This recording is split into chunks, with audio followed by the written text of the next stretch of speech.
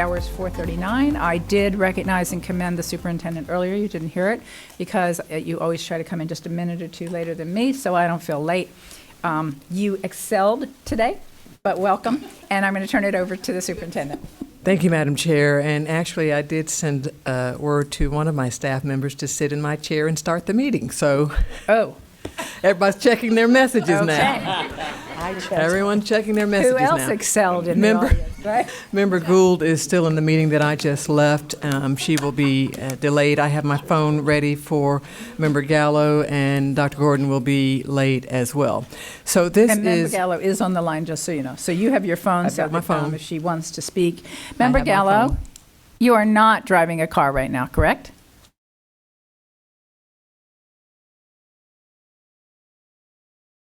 No, Chair, I'm not. Oh, good. Okay, thank you. So you can text the superintendent when you want to weigh in so we can recognize you, right? Yes, Chair. Thank you. Perfect. Okay, good. She'll be safe and communicative. All right, so just a couple of comments. This is the session we have been looking forward to around our teaching and learning. That is the lion's share of budget where we might have some flexibility. I always like to caution board member and anyone else who might be listening, it is our core business.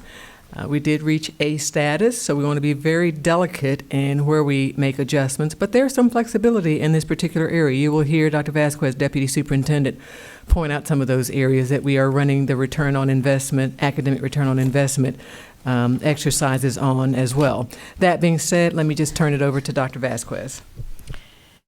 Thank you, Superintendent Jenkins.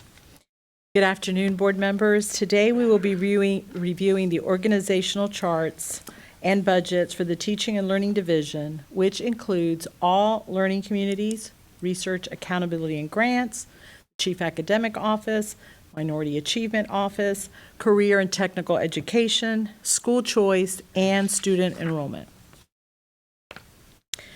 The first organizational chart of Teaching and Learning Division includes all of the direct reports to the deputy, with the exception of the area superintendents. Please turn to the Deputy Superintendent tab in your big budget detail book. It's past all the detailed school budgets.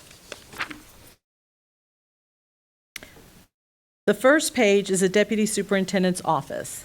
This is the organizational chart that supports this function within the district. There are a total of 2 positions included in this budget, my position and my assistant. All of the positions within this budget are funded by the general fund. Discretionary dollars included in this budget provide services and supplies that support the division's initiatives.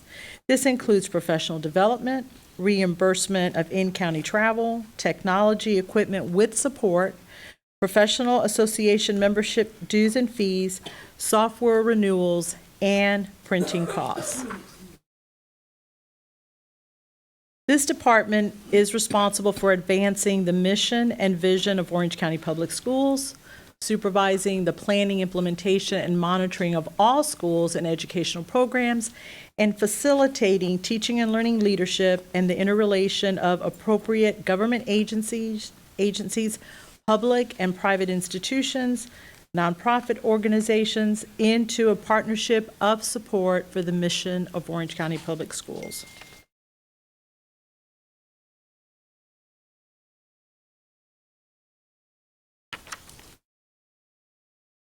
The next page is the Minority Achievement Office.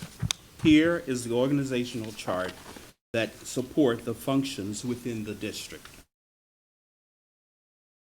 The Minority Achievement Office includes 17 positions in total, with 2 support staff, 4 administrative staff, and 11 instructional staff.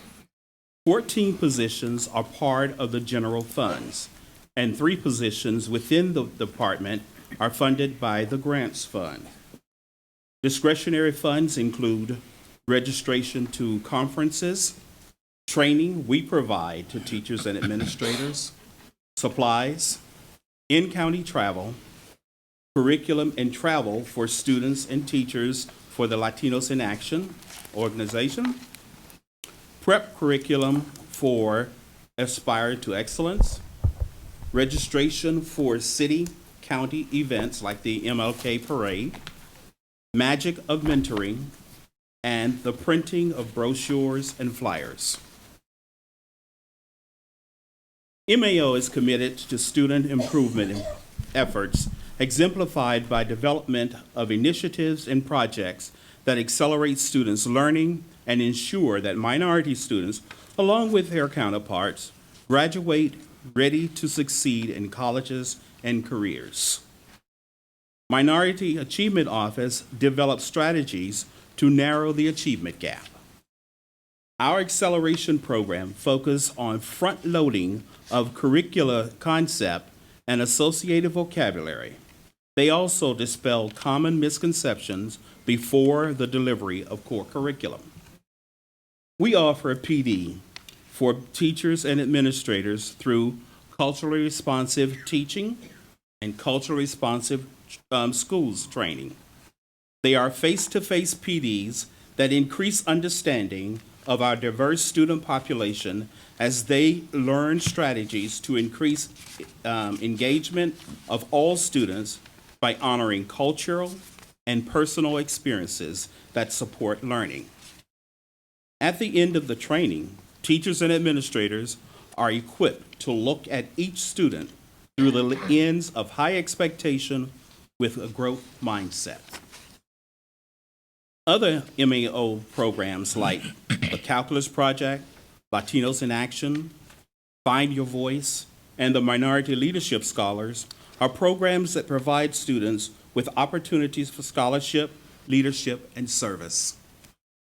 The Aspire to Excellence program gives our high-performing first-generation students the opportunity to attend a top-tier college or university and to enter those institutions prepared to strive.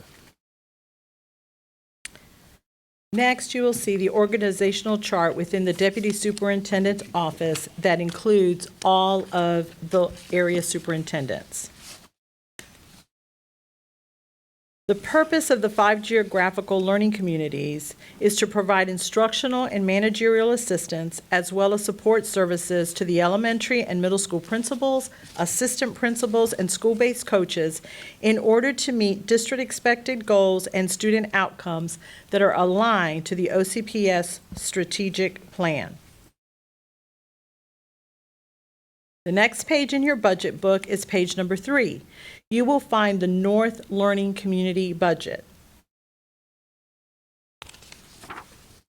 The North Learning Community includes 6 positions in total, with 2 support staff and 4 administrative staff.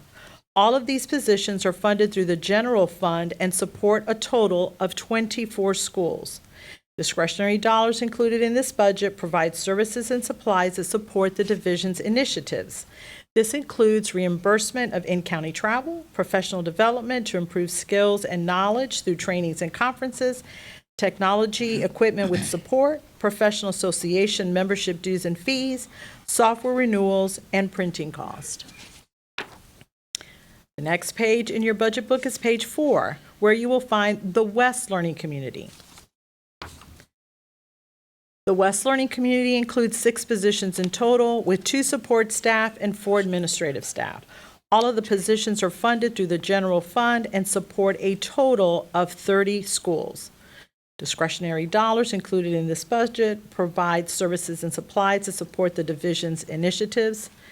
This includes reimbursement for in-county travel, professional development, to attend trainings and conferences, technology equipment and support, membership dues and fees, software renewals, and printing cost. The next page is page number 5, where you will find the Southeast Learning Community Department budget. The Southeast Learning Community includes 6 positions in total, with 2 support staff and 4 administrative staff. All of these positions are part of the general fund and support a total of 31 schools. Discretionary dollars are used to fund division initiatives, including supplies, reimbursement for in-county travel, PD, technology equipment and support, membership dues and fees, software renewals, and printing cost. On page 6, you will find the East Learning Community Department budget. The East Learning Community Department includes 7 positions in total, with 2 support staff and 5 administrative staff. All of these positions are part of the general fund and support 30 schools. Discretionary dollars included in this budget provide services and supplies to support the division's initiatives. They are the same as the previous learning communities. The next page in your budget book is page 7, where you will find the Southwest Learning Community Department budget. Southwest Community includes 8 positions in total, with 3 support staff and 5 administrative staff. All of these positions are part of the general fund and support 30 schools. The discretionary dollars included in this budget provide services and supplies that support the division's initiatives. Again, similar to the other learning communities. The next page in your budget book is page 8, where you will find the Athletic Services Department budget.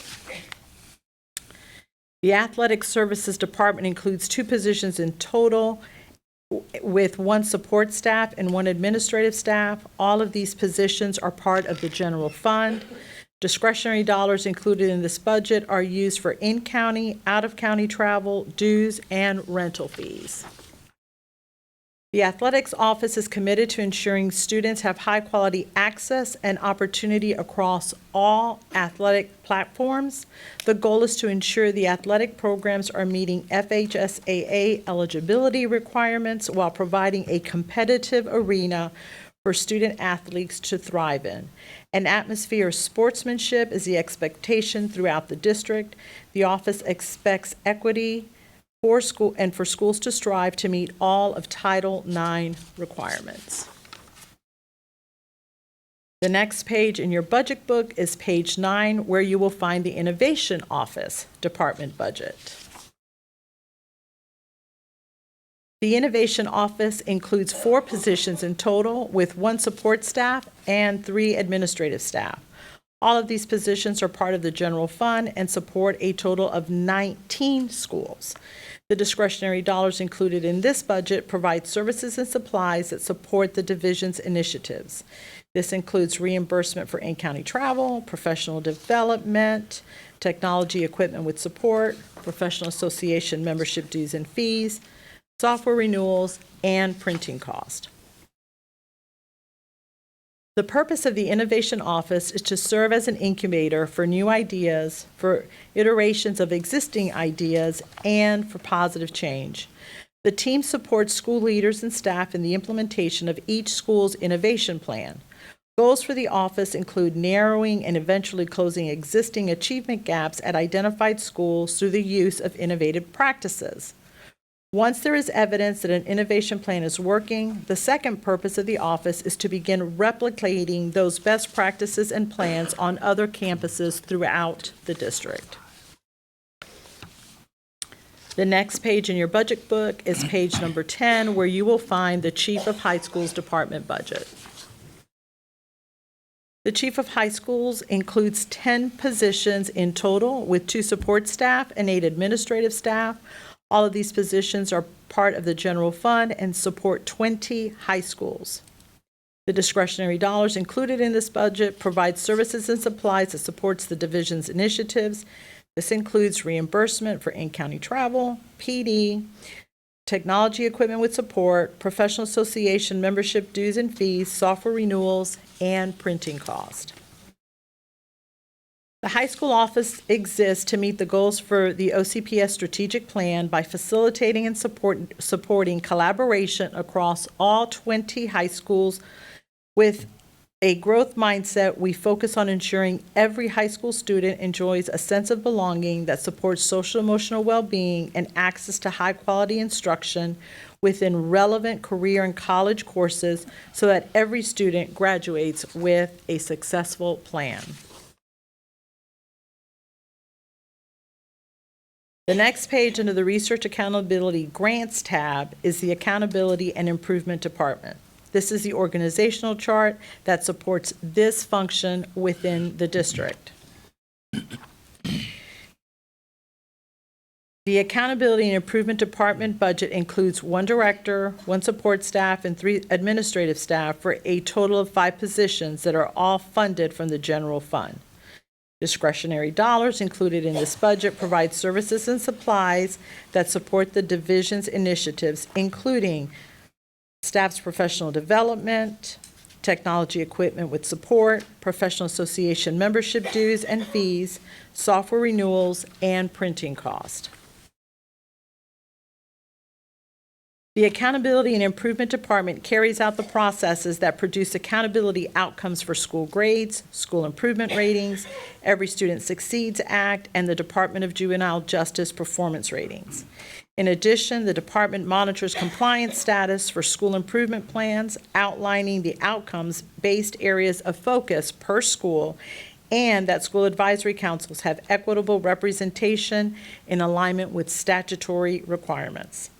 The department manages necessary annual monitoring compliance requirements in order to maintain system accreditation standing for the district and the schools.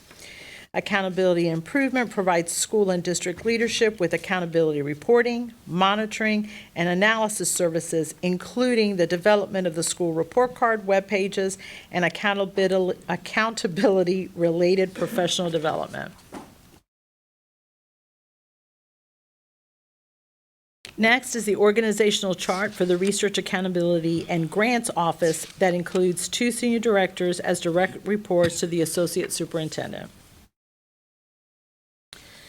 The Research Accountability and Grants Office includes 1 Associate Superintendent, 1 support staff, and 2 administrative staff for a total of 4 positions that are all funded from the general fund. Discretionary dollars included in this budget provide services and supplies to support the division's initiatives. This includes staff professional development, technology equipment with support, professional association membership dues and fees, software renewals, and printing cost. The Office of Research Accountability and Grants is comprised of 5 departments that are supported by 2 senior directors. These departments include Accountability and Improvement, Data Strategy, Grants and Special Projects, Research and Evaluation and Test Development, and Measurement. The office is responsible for facilitating the accurate measurement and monitoring of student learning in accordance with state and national regulations, and provides research and data analysis support to schools and district leaders. In addition, the team guides school and district continuous improvement processes such as strategic planning, accreditation, and school improvement plans. Responsibilities also include generating and monitoring all grant funding received through the district. The office fosters collaborative partnerships in support of student learning and social-emotional well-being. The next page is page number 3, where you will find the Data Strategy Department budget. The Data Strategy Department budget includes 1 director and 3 administrative staff for a total of 4 positions. Of the total positions, 3 are funded through the general fund and 1 is funded through grant funding. Discretionary dollars include professional development, technology equipment with support, professional association membership dues and fees, software renewals, and printing cost. The Data Strategy Department provides timely, focused data management, analysis, and reporting strategies to support data-driven decision-making. They also offer professional development for school and district leaders on data analysis. The department manages the development of an interactive data dashboard system, DataView, used by school and district leaders to leverage data to inform collaborative discussions to monitor and review student outcomes. In addition, they document, review, and guide process improvement within the Office of Research Accountability and Grants. This fosters collaborative work between departments to help promote greater efficiency in operations. These processes have included student learning growth calculation, grants compliance procedures, and assessment administration processes used throughout the district. The Data Strategy Department also partners with Central Florida Education Ecosystem Database, also known as the CFEED project, This interinstitutional research project works to provide educators with data to help students succeed from elementary through post-secondary education. Page number 4, you will find the Research and Evaluation Department budget. The Research and Evaluation Department budget includes 1 director, a support staff, and 3 administrative staff for a total of 5 positions that are all funded from the general fund. Discretionary dollars included in this budget provide services and supplies that support the division initiatives. This includes staff development, technology equipment, professional association membership dues and fees, software renewals, and printing cost. The Research and Evaluation Department develops and implements the student learning growth portion of the teacher evaluation. In addition, they review all applications to conduct research activities in Orange County Public Schools. These have included applications from educational institutions, research organizations, and employees pursuing higher degrees. This department conducts primary research studies, which include program evaluation analysis that have been presented at state and national conferences. Finally, the department cultivates collaborative research partnerships within various recognized research institutions across the nation to help answer research questions that are aligned with our district's priorities. The next page in your budget book is page number 5, where you will find the Test Development and Measurement Department budget. The Test Development and Measurement Department budget includes 1 director, 1 support staff, 3 instructional teachers, and 4 administrative staff for a total of 9 positions.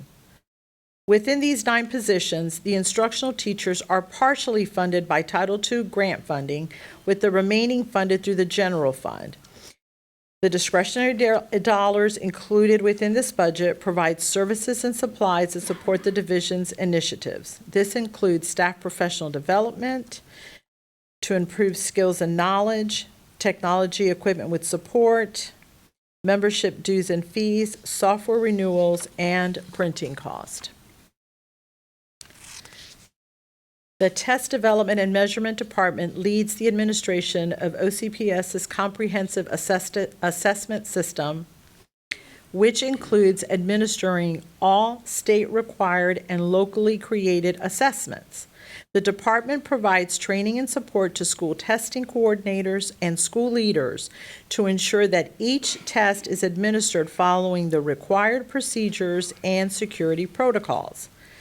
They also facilitate the creation and administration of progress monitoring activities and common final exams in collaboration with the Curriculum and Digital Learning Department and instructional personnel from across the district. The department provides support for the development of formative assessments at the school level through the creation and review of teacher-created assessments. Additionally, they create and deliver professional development about the interpretation of assessment data that informs instruction and increases student achievement. Page number 6, you will find the Grants and Special Project Department budget. The Grants and Special Projects Department budget includes a director, 1 support staff, and 6 administrative staff for a total of 8 positions that are all funded from the general fund. Discretionary dollars include dollars for staff's professional development, technology equipment, professional association membership dues and fees, software renewals, and printing cost. The Grants and Special Projects Department provides grant development assistance to generate external funding to support district priorities and initiatives. This includes grant writing assistance for school, district, and community partners. The staff works with instructional personnel, administrators, and partners to prepare competitive and entitlement grant applications. The department also monitors compliance for all grant-funded projects to meet funder guidelines as well as district, state, and federal requirements. They foster relationships with community partners to create alignment and provide support for district and community initiatives. Some examples include the University of Central Florida, the Rosen Foundation, and the Citizens Commission for Children.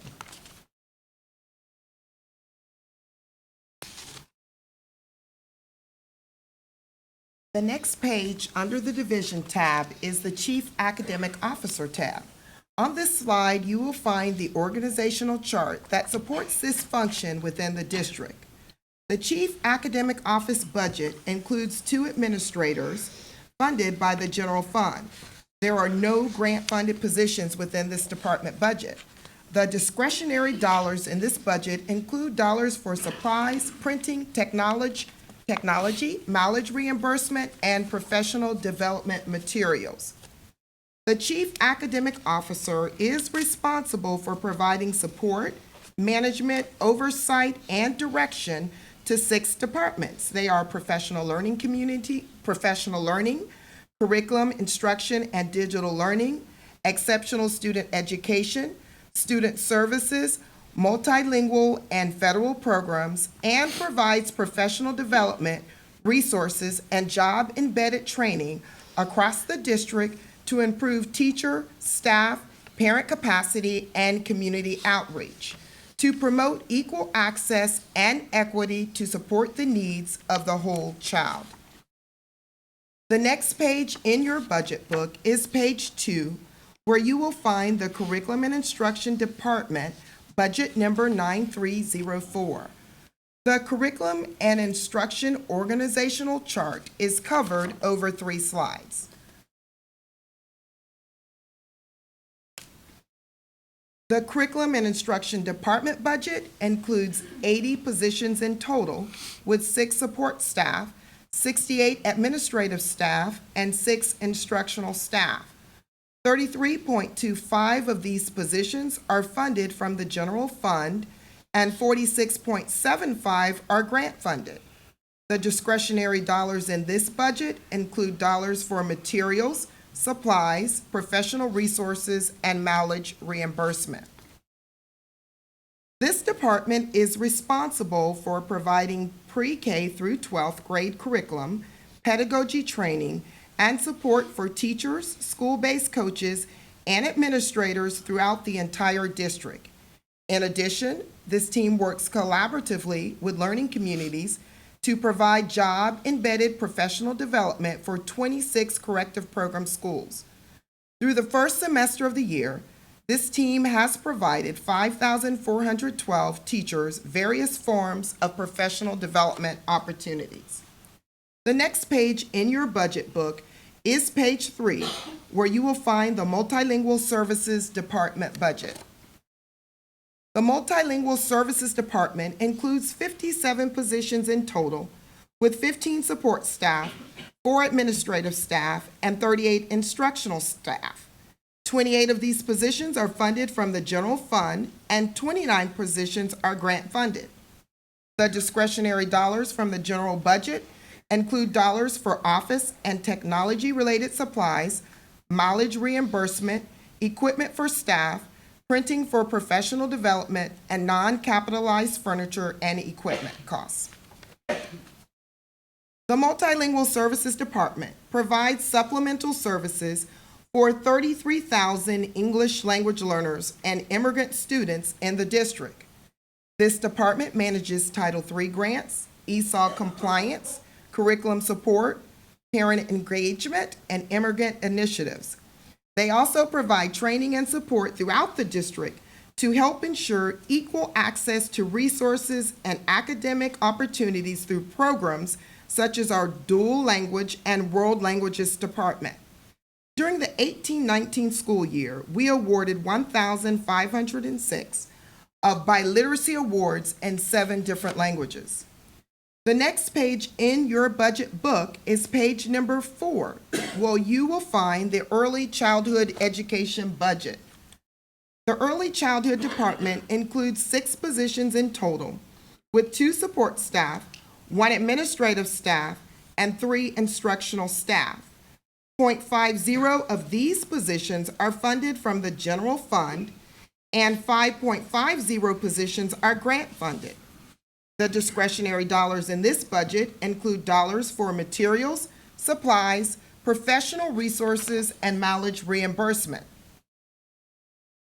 The district utilizes general and Title I funds to provide and support 120 VPK classrooms at 84 schools and the Washington Shores Primary Learning Center. The team directly supports intervention resources, state testing, training, and professional development for classroom teachers and paraprofessionals who support our youngest OCPS students. This year, 92% of OCPS VPK programs were rated as satisfactory, which is the first official year of VPK program evaluations. This team will assist the learning communities and schools to ensure all OCPS VPK programs are designated as satisfactory. The Reading by 7 plan is a focused effort to provide early childhood teachers from VPK through second grade additional professional development to support foundational skills in reading. The next page in your budget book is page 5, where you will find the Advanced Studies budget, work location number 8216. The Advanced Studies department includes 10 positions in total, with 3 support staff, 2 administrative staff, and 5 instructional staff. 1.82 of these positions are funded from the general fund, and 8.18 positions are grant funded. The discretionary dollars in this budget include dollars for materials and supplies, professional resources, and mileage reimbursement. This department works with each of our schools that have courses or programs in advanced placement, international baccalaureate, middle years program, Cambridge, and AVID. This team conducts professional development opportunities and works collaboratively with College Board to support these programs. They also assist with analyzing data and promoting equal access to accelerated coursework. This team has a strong collaborative partnership with the high school division and is also responsible for K through 12 physical education and health programs.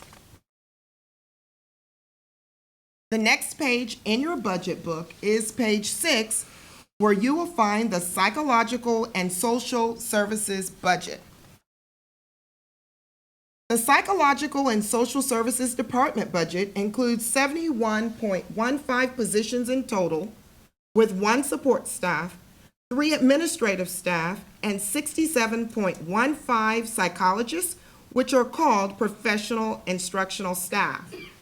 3.20 of these positions are funded from the general fund, and 67.95 positions are grant funded. The discretionary dollars in this budget include dollars for mileage reimbursement and printing supplies. School psychologists assist with the identification of students with disabilities in collaboration with the Exceptional Student Education Department, and provide direct aid to schools that experience a crisis.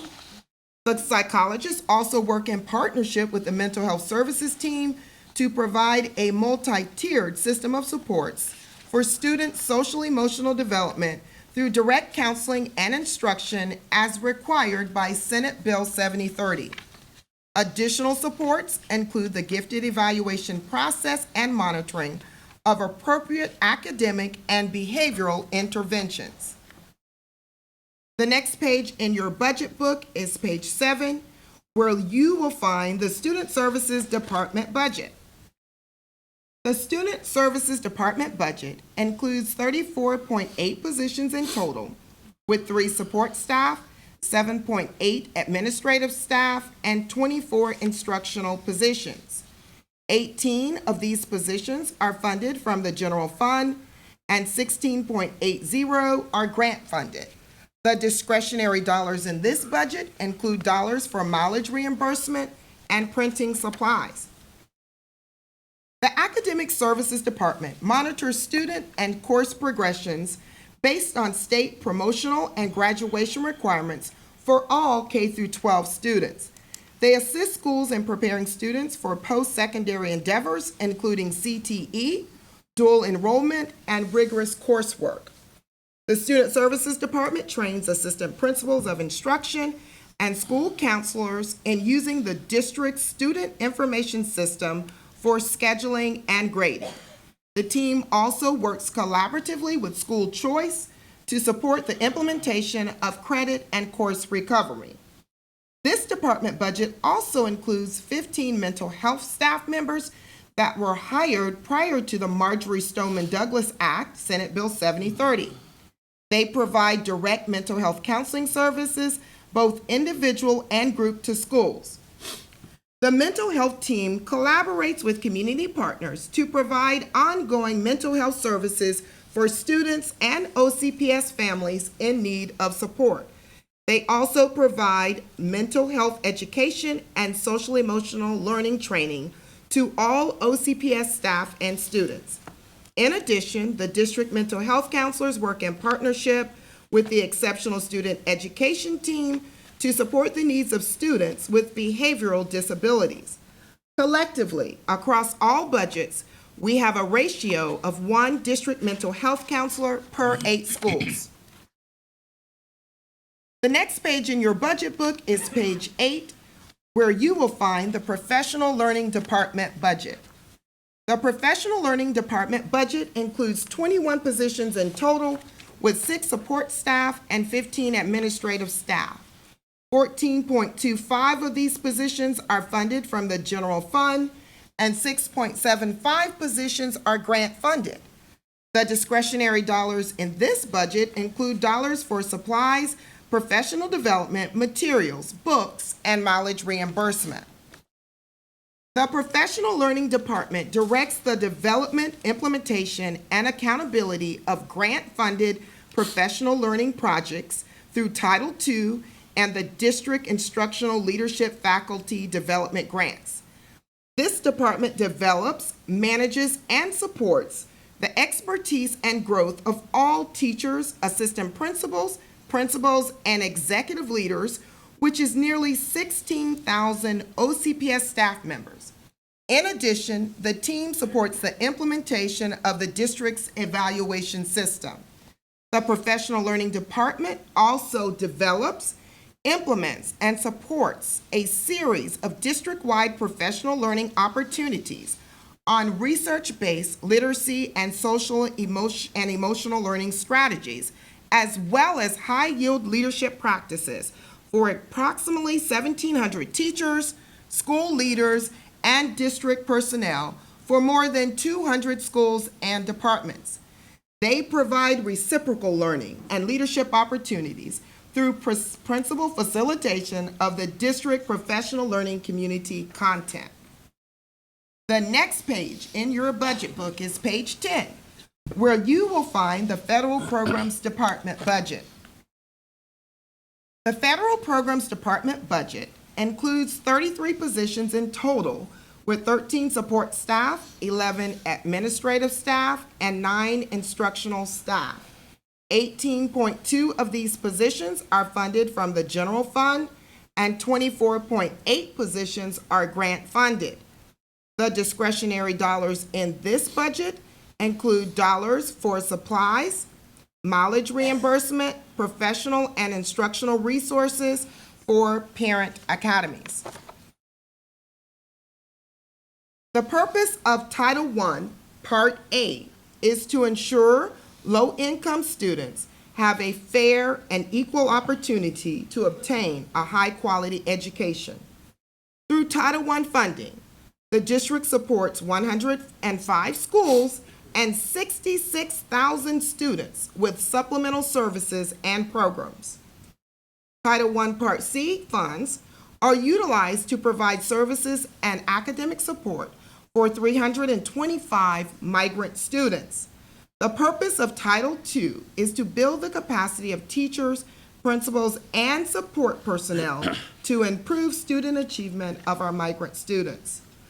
Title IX funds support the needs of approximately 6,800 students who are experiencing homelessness to ensure immediate enrollment, supplies, and transportation are provided. The next page in your budget book is page 11, where you will find the Curriculum and Digital Learning Department budget.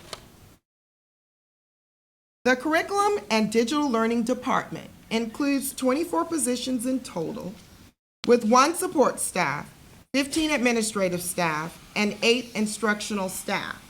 16 of these positions are funded from the general fund, and 8 positions are grant funded.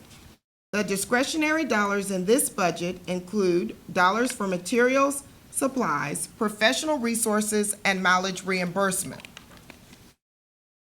This department is responsible for the purchasing, distribution, and maintenance of the core instructional materials for schools in both paper and digital formats. In addition, they develop the data requirements and provide overall systems management to the core platforms used by all teachers, students, and administrators to access key instructional and professional development resources. This department works directly with schools and principals in support of the one-to-one Launch Ed program by providing onboarding training to digital curriculum teacher leaders. This department also assists schools by providing ongoing training and professional development for media specialists. The Curriculum and Digital Learning Department utilizes face-to-face, virtual, and blended training for teachers on the use of digital resources in their classrooms and lessons, and work collaboratively with each of our divisions and departments in the creation, review, and distribution of online professional development courses for teachers to reduce the travel cost of school-based personnel. Through the first semester of the year, the team has provided 8,053 teachers various forms of professional development opportunities. And now I will turn it over to Dr. Armbruster. The next page under the Career and Technical Education tab is Career and Technical Education. Here is the organizational chart that supports this function within the district. As mentioned in the strategic plan presentation, post-secondary CTE is funded outside of the K-12 budget through state workforce development funding and a federal grant specific to post-secondary education. The Career and Technical Education budget includes 3 positions in total, with 1 administrative staff, 1 support staff, and 1 instructional staff. All of these positions are part of the general fund. There are no positions within this department funded from grant funds. The discretionary dollars in this budget are divided between purchase services, professional development materials, and supplies, equipment to support post-secondary CTE programs throughout the district. This Career and Technical Education Department is responsible for implementing and maintaining educational programs that prepare students and individuals for occupations important to Florida's economic and workforce development.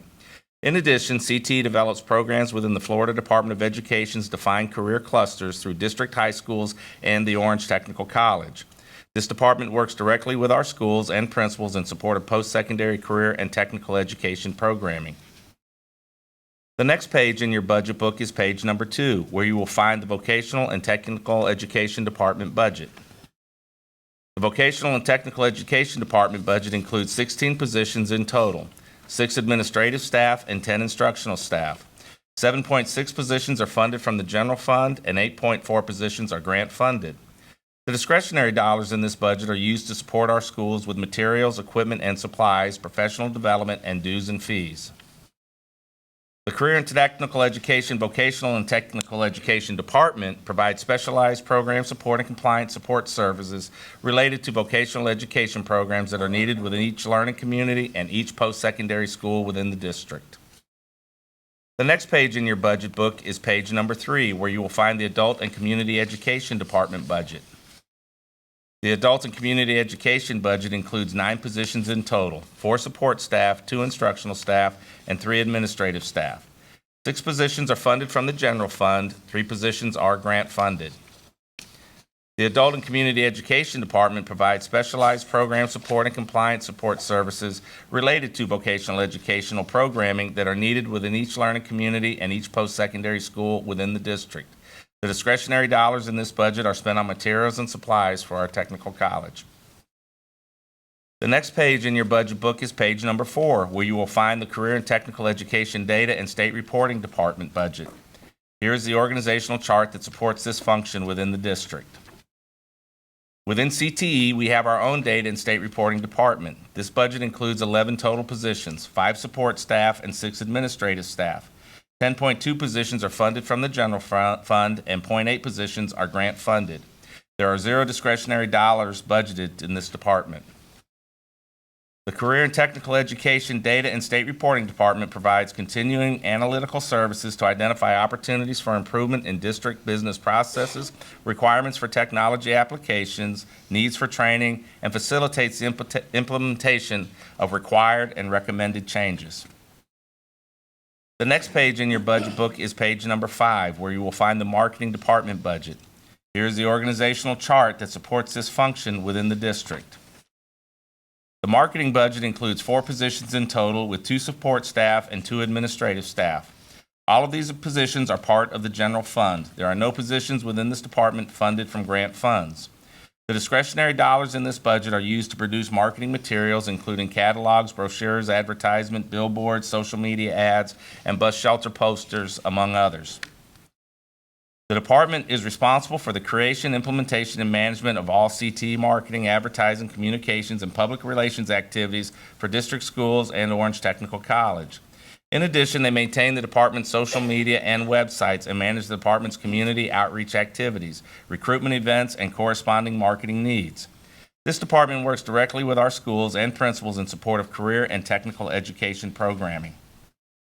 The next page in your budget book is page number 6, where you will find the Career and Technical Education, Financial Services, and Compliance Department budget. Here is the organizational chart that supports this function within the district. The Career and Technical Education, Financial Services, and Compliance Department budget includes 1 administrative staff and 1 support staff that are all funded from the general fund. There are no positions within this department funded from grant funds. The discretionary dollars in this budget are used for materials and supplies for our post-secondary programs. The Career and Technical Education, Financial Services, and Compliance Department ensures compliance is maintained in accordance with federal, state, veteran education benefits, and district regulations for post-secondary business and financial services. The department is also responsible for managing the financial aid program and providing state and district teacher certifications. And now I turn it over to School Choice, Mr. Greg Moody. No, it's ESE, sorry. I apologize. That's okay. Back to Kathy. Yeah, thank you. The next page under the Exceptional Student Education tab is the Exceptional Student Education Department. Here is the organizational chart that supports this function within the district. The Exceptional Student Education Service Department includes 52 positions in total, with 14 support staff, 11 administrative staff, and 27 instructional staff. 13 of these positions are funded from the general fund, and 39 positions are grant funded. The discretionary dollars in this budget include dollars for supplies, printing, technology, mileage reimbursement, and professional development materials. The Exceptional Student Education Department is charged with guiding and supporting district schools and identifying potential students with disabilities ages 3 through 22. Approximately 23,000 students have been identified with special needs. In addition, the ESE department oversees the support and guidance to schools and identifying, evaluating, staffing, and monitoring services for over 14,000 students that have qualified for gifted services, which includes the screening of all second grade students and 10,000 students with 504 plans. The team is providing direct support to over 90 schools and 188 ESE classroom teachers. The ESE Curriculum and Instruction Behavior Team provides behavioral support to all schools by utilizing the Train the Trainer model, equipping over 90 behavior specialists and over 90 behavior designees to work directly with teachers to build capacity and supporting students in need of behavioral interventions and plans. In addition, this team provides district-wide training and crisis prevention intervention and monitors staff certification. Over 4,000 staff members were trained last year. This department works collaboratively with the Transportation Department to train bus drivers and monitors in CPI. To date, over 300 bus drivers and monitors have been trained. This team also oversees the training and monitoring of all OCPS teachers and staff members on administering the FSAA, which is the Florida Standards Alternative Assessment for students with significant cognitive disabilities. After this department budget page number 2, department number 7401, ESC Teaching and Learning, pre-K through 12, no longer exists, and it hasn't existed since 2016-17. So if you would please turn to the next page in your budget book, which is page 3, where you will find the Esc Policy Budget. The Exceptional Student Education Services Policy Department includes 48 positions in total, with 7 support staff, 3 administrative staff, 29 professional instructional staff, which are psychologists, and 9 professional instructional staff. 4.5 of these positions are funded from the general fund, and 43.5 positions are grant funded. The discretionary dollars in this budget includes dollars for supplies, printing, mileage reimbursement, professional development materials, and private and charter school supplies that cannot be purchased by IDEA. This team manages and oversees the IDEA grant, and this grant provides supplemental support and services for students with disabilities and interprets rules for FDOE FTE reporting. In addition, this team manages Medicaid, McKay scholarships, and McKay scholarships for 1,941 students and private therapists that work in schools. The Esc Policy Department provides professional development and training for charter and private schools on curriculum and behavior, as well as assist with the identification, evaluation, and staffing of students with disabilities. The next page in your budget book is page 4, where you will find the ESE Procedures Budget.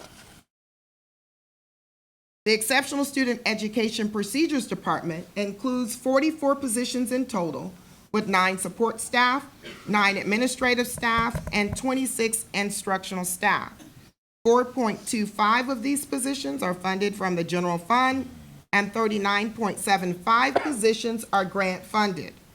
The discretionary dollars in this budget include dollars for supplies, printing, technology, and professional development materials.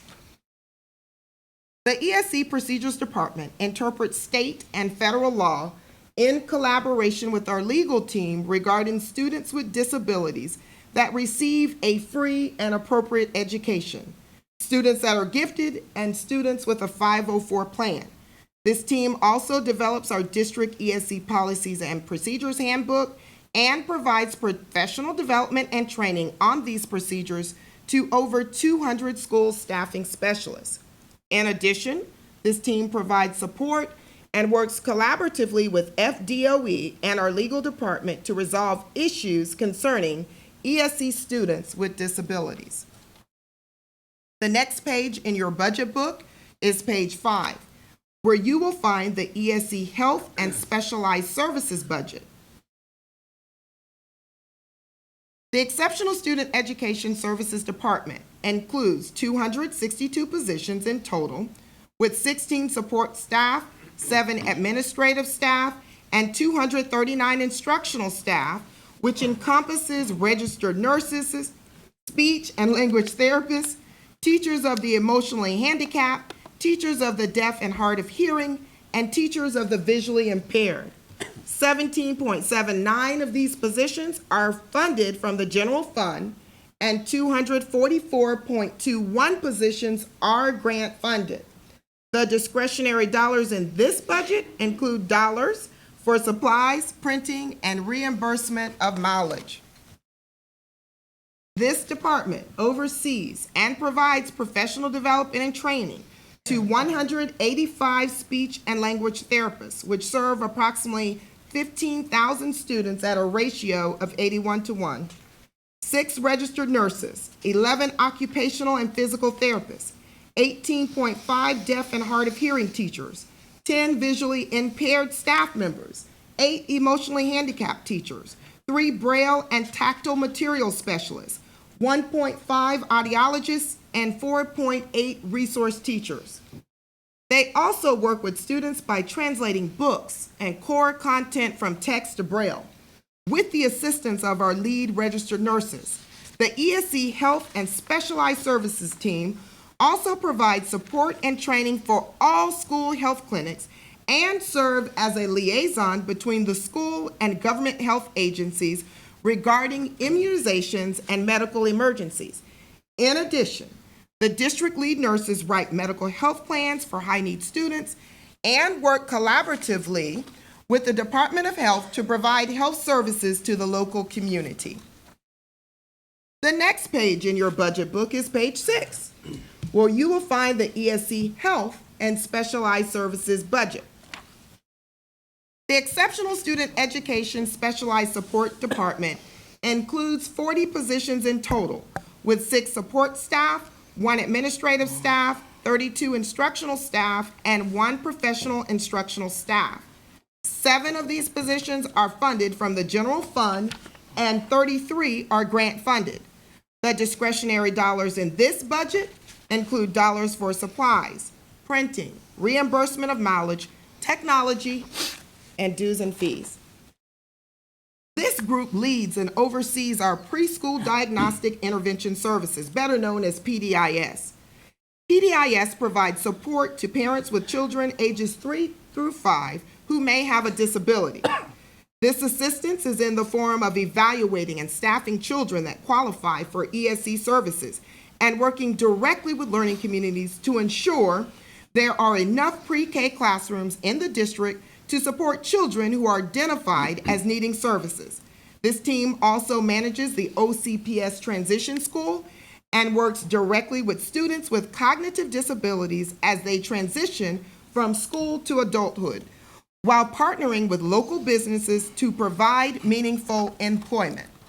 In addition, the ESE Specialized Support Team collaborates with the OCPS Facilities Team to provide recommendations for furnishing new schools in a manner that meets the educational needs of students with disabilities. The next page under the School Choice tab is the School Choice Services Department. Here is the organizational chart that supports this function within the district. The School Choice Department includes 21 positions in total, with 7 support staff and 8 administrative staff and 6 teachers. There is 1 position within this department that is split funded between grant and general funds. The remaining positions are funded with the general fund. Discretionary dollars pay for supplies, printing, in-county travel, magnet program support, software renewal, computers, and professional development. School Choice Services is responsible for providing and developing quality choice programs. Choice programs include alternative ed, home ed, and Orange County Virtual. This department also serves as a liaison with the 9th Judicial Circuit related to truancy, foster care, and providing educational services to children involved in the juvenile justice system. School Choice also provides statutory oversight of charter schools. Our home education department registers home education students, maintains annual evaluation files, and verifies virtual enrollments. Our department provides statutory oversight of charter schools.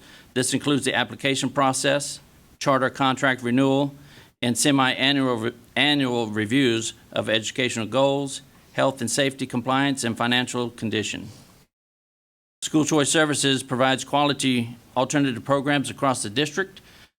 Programs such as Beta, Acceleration East and West, Positive Pathways, Simon Youth, Universal Ed, Project Compass, and Orange County Virtual. We also support educational programs wherein a student may be assigned or referred by the 9th Judicial Circuit. These programs include Orange Youth Academy, Orange Regional Juvenile Detention Center, AMI Kids, Pace Center for Girls, Devereaux Village, and the Juvenile Offenders Program. Our department serves as a liaison with the 9th Judicial Circuit We have staff assigned to the Thomas Kirk Juvenile Justice Center to provide services to students and families. Staff members attend truancy court and collaborate with various governmental agencies to provide educational and social-emotional services to children involved in the Juvenile Justice Center system. We also assist in providing support to foster care students. We have 2 staff members at the Juvenile Assessment Center to coordinate services to children processed at that center. Our staff also manages statutory requirements for attendance reporting. This includes, but not limited to, provide training, resources, and guidance to attendance clerks and administrators across the district. Our magnet team supports our current magnet programs and assists in the creation of new programs. The team conducts annual reviews of all magnet programs. This review may look at curriculum and instruction, program recruitment and sustainability, parent and community involvement, magnet student population, and magnet student data, achievement data. The next page in your budget book is page 2, where you will find the School Aid Services Department budget. The School Aid Services Department budget includes 4 staff and 1 administrative, 4 support staff and 1 administrative staff that are all funded from after-school care tuition. This department is funded entirely from a 3% holdback from elementary after-school program tuition. The School Aid Services Department coordinates before and after-school care programs for students in K through 8. They provide training and support to all after-school programs throughout the district to help ensure quality programs at each site. We currently have 38 OCPS operated programs serving over 6,000 students. We have 88 outsourced programs serving more than 10,000 students. Staff manage contracts and work authorization agreements with these providers. We coordinate 39 middle school programs serving over 13,000 students. And we contract with the City of Orlando and the Citizens Commission for Children for the middle school programs. Our staff visit all OCPS and outsourced elementary and middle programs at least twice a year to monitor and review safety and security procedures, general program procedures, curriculum, and accounting. Monthly training is provided to OCPS site coordinators and staff. And School Aid Services work with other agencies across the county to provide the annual Lights On After School event each year. The next page in your budget is page 3, where you will find the Student Enrollment Department budget. The Student Enrollment Department budget includes 13 positions in total, 7 support staff, and 6 administrative staff that are all funded from the general fund. Discretionary dollars within this budget support training, supplies, in-county travel, technology, hardware, software, and postage. The Student Enrollment Department ensures the compliance of board policies related to attendance areas, school assignments, admissions, student records, and parental rights and responsibilities. Staff work with parents in schools with transfer options. Our staff uses demographic data to develop the 10-year enrollment projections. These 10-year projections impact district, school, and departmental budgets, as well as the capital plan. Student enrollment staff support schools with all aspects of the enrollment process, including but not limited to cum folders, registration, withdrawals, and the start of school. We provide ongoing training and support to school registrars to ensure enrollment policies, procedures are followed. Staff are responsible for assisting the superintendent with making recommendations for rezoning. And we provide families support throughout the enrollment process. We average over 10,000 appointments in our office, assisting families with enrollments and transfers. And the department serves as a liaison with the Orange County government, the City of Orlando, and other municipalities, postal services, DOE, and other agencies. The next page in your budget book is page 4, where you will find the Compact Program Department budget. School Choice provides contract oversight for the Compact program. We contract with Compact to provide mentoring service to high school students. Compact Mentoring is an on-campus organization that matches students with mentors in the community. Students and mentors meet as often as once a week. Compact stresses the reinforcement of core subjects, service learning, goal setting by studying skills, career exploration, social responsibility, and civic awareness. The last department within the Division of Teaching and Learning is the School Transformation Office. Please turn to the School Transformation Office tab. This is the organizational chart that supports the function within the district. The School Transformation Office includes 40.5 positions in total, with 3 support staff and 19 administrative staff. 22 of these positions are part of the general fund. There are 18.5 positions within this department that are funded from the grants. Discretionary dollars include dollars for professional development, reimbursement of mileage, technology, and printing cost. The School Transformation Office was established to provide strategic, centralized support to high-needs Title I schools.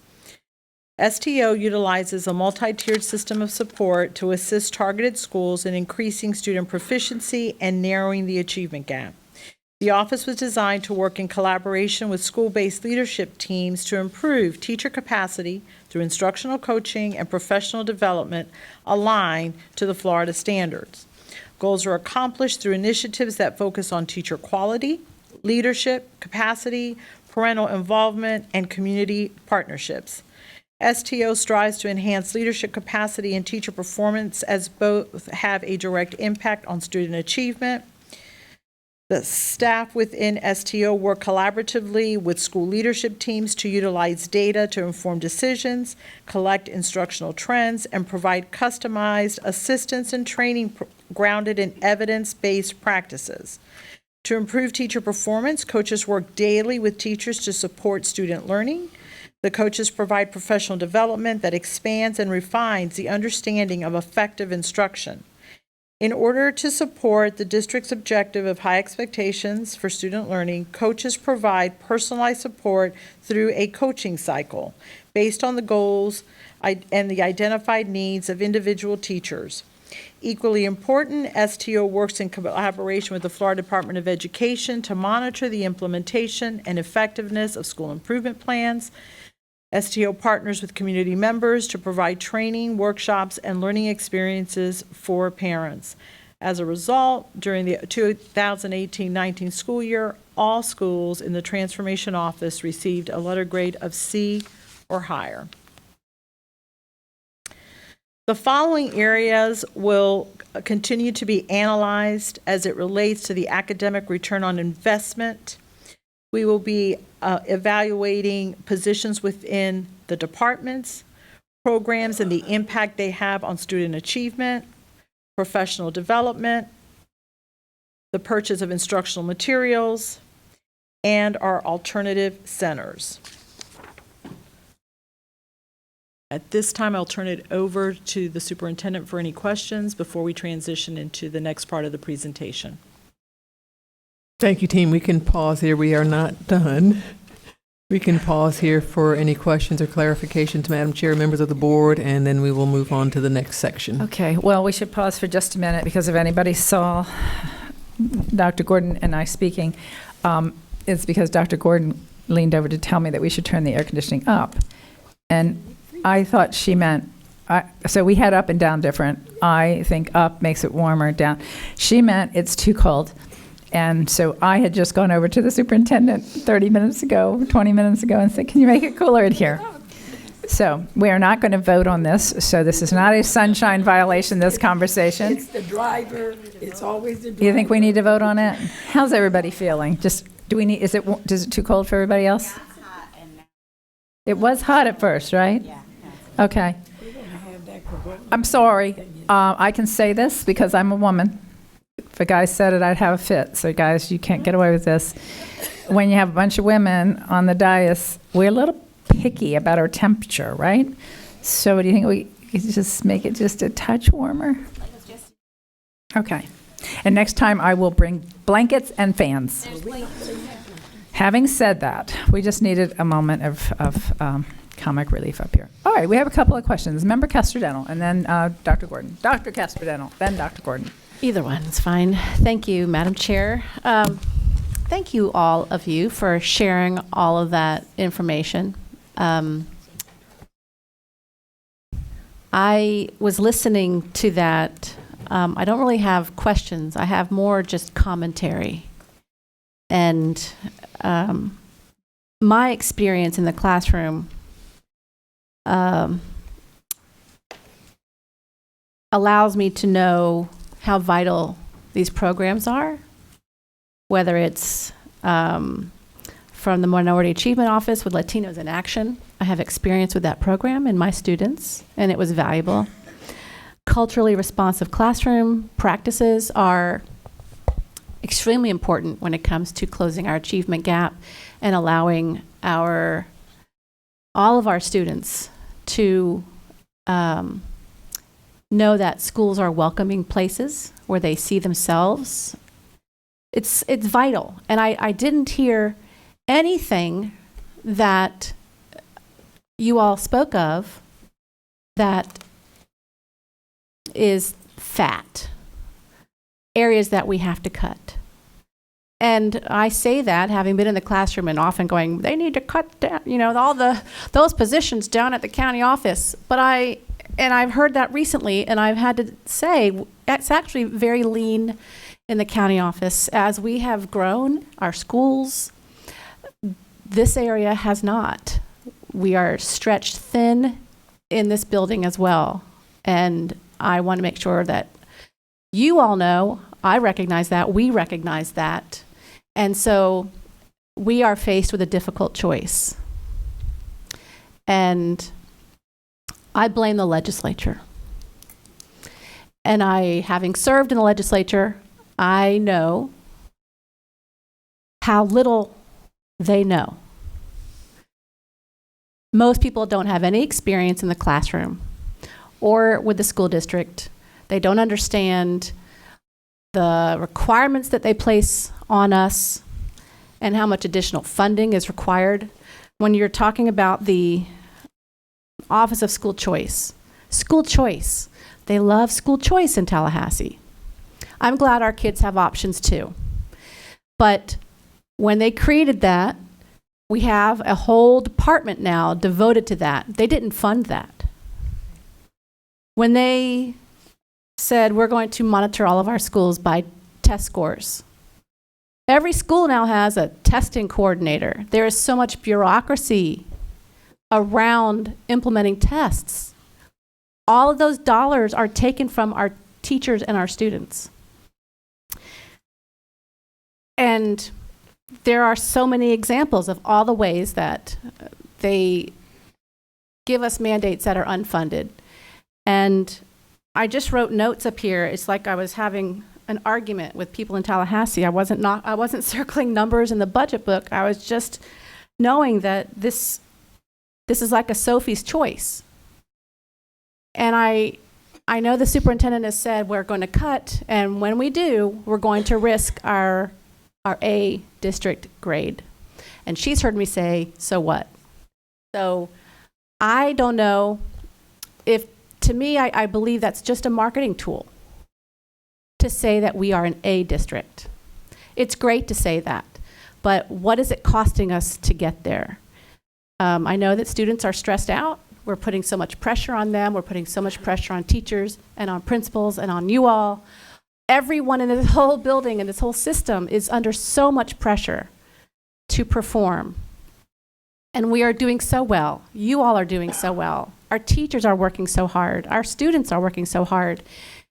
A letter grade does not come anywhere near the ability to describe a district of 210,000 students and almost 200 schools. So what if we fall to a B? I'm sorry, superintendent, I don't care. So I realize when we make these cuts, something's gonna give. Some needs are not gonna be met. And it's not okay, but I don't want you all to feel like it's your fault. So I understand the role that you all have in trying to find areas that aren't going to hurt, and they're all going to hurt. There isn't anything we can do. And the legislature right now in Tallahassee, as we speak, they're not looking at funding our schools again this year the way we need to be funded. So we had great hopes for more teacher pay, but they're going to put a big burden on the local school district to make up a difference. So when we said we would make some cuts, we're going to have to cut even deeper. So I appreciate this exercise. I understand it's difficult, and I understand we don't have dollars laying around, and it's going to hurt. And I hope that the community understands that, and that we are really needing all hands on deck. We need their help. And so thank you for this, all you do, and I don't envy your position. Thank you, Member Castrodano. Member Gordon.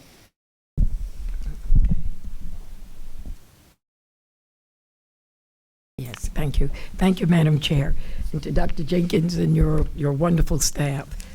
I just, if you could follow me, I have lots of questions, so I know Pam is after me, and Madam Chair, you are too. But I really have a lot of comments and questions. If you would go back to the chief of high schools, that's that tab. Well, the innovation office, the chief of high school.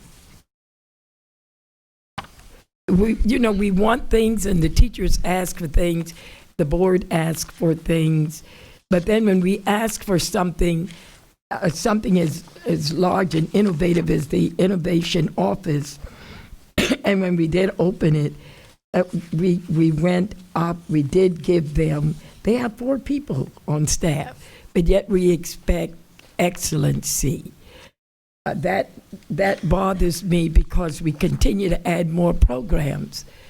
And I don't know how I don't like the funding that I see in here.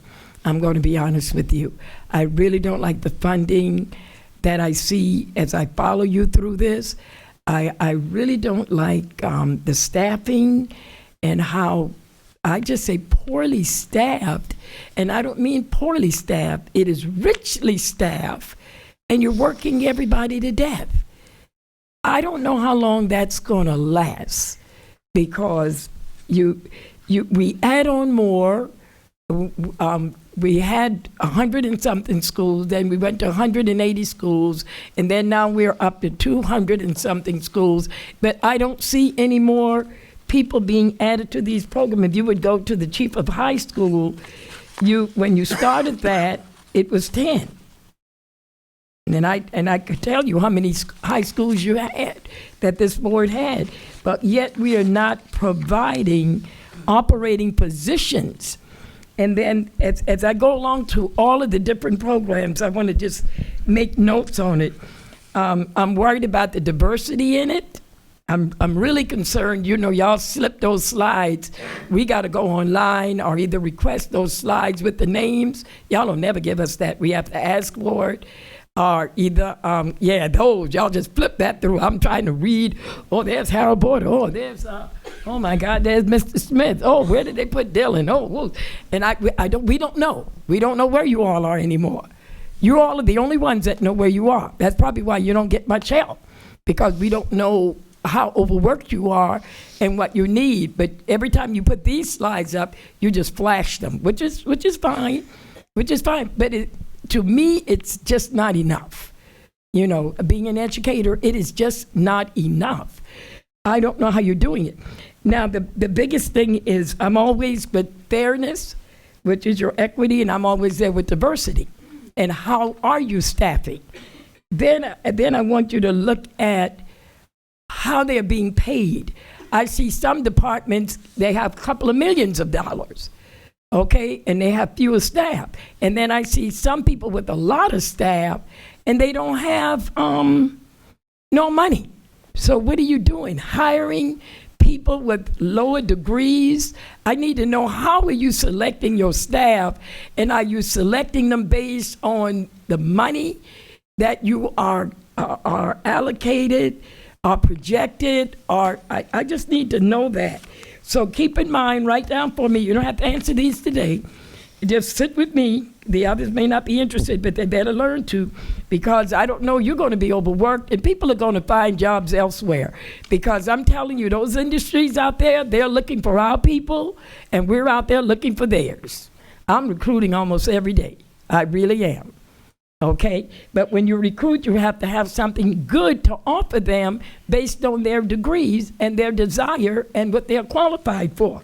So it bothers me about what these people in these positions that you have making menial money, what kind of degrees do they have? What are they qualified for? Do you want to keep it a menial task like that? Okay, just keep diversity and equity in line. Okay, let me just try to flip through the pages like you guys flip through on us. On accountability and improvement, there was a decrease. There should never be a decrease in staff.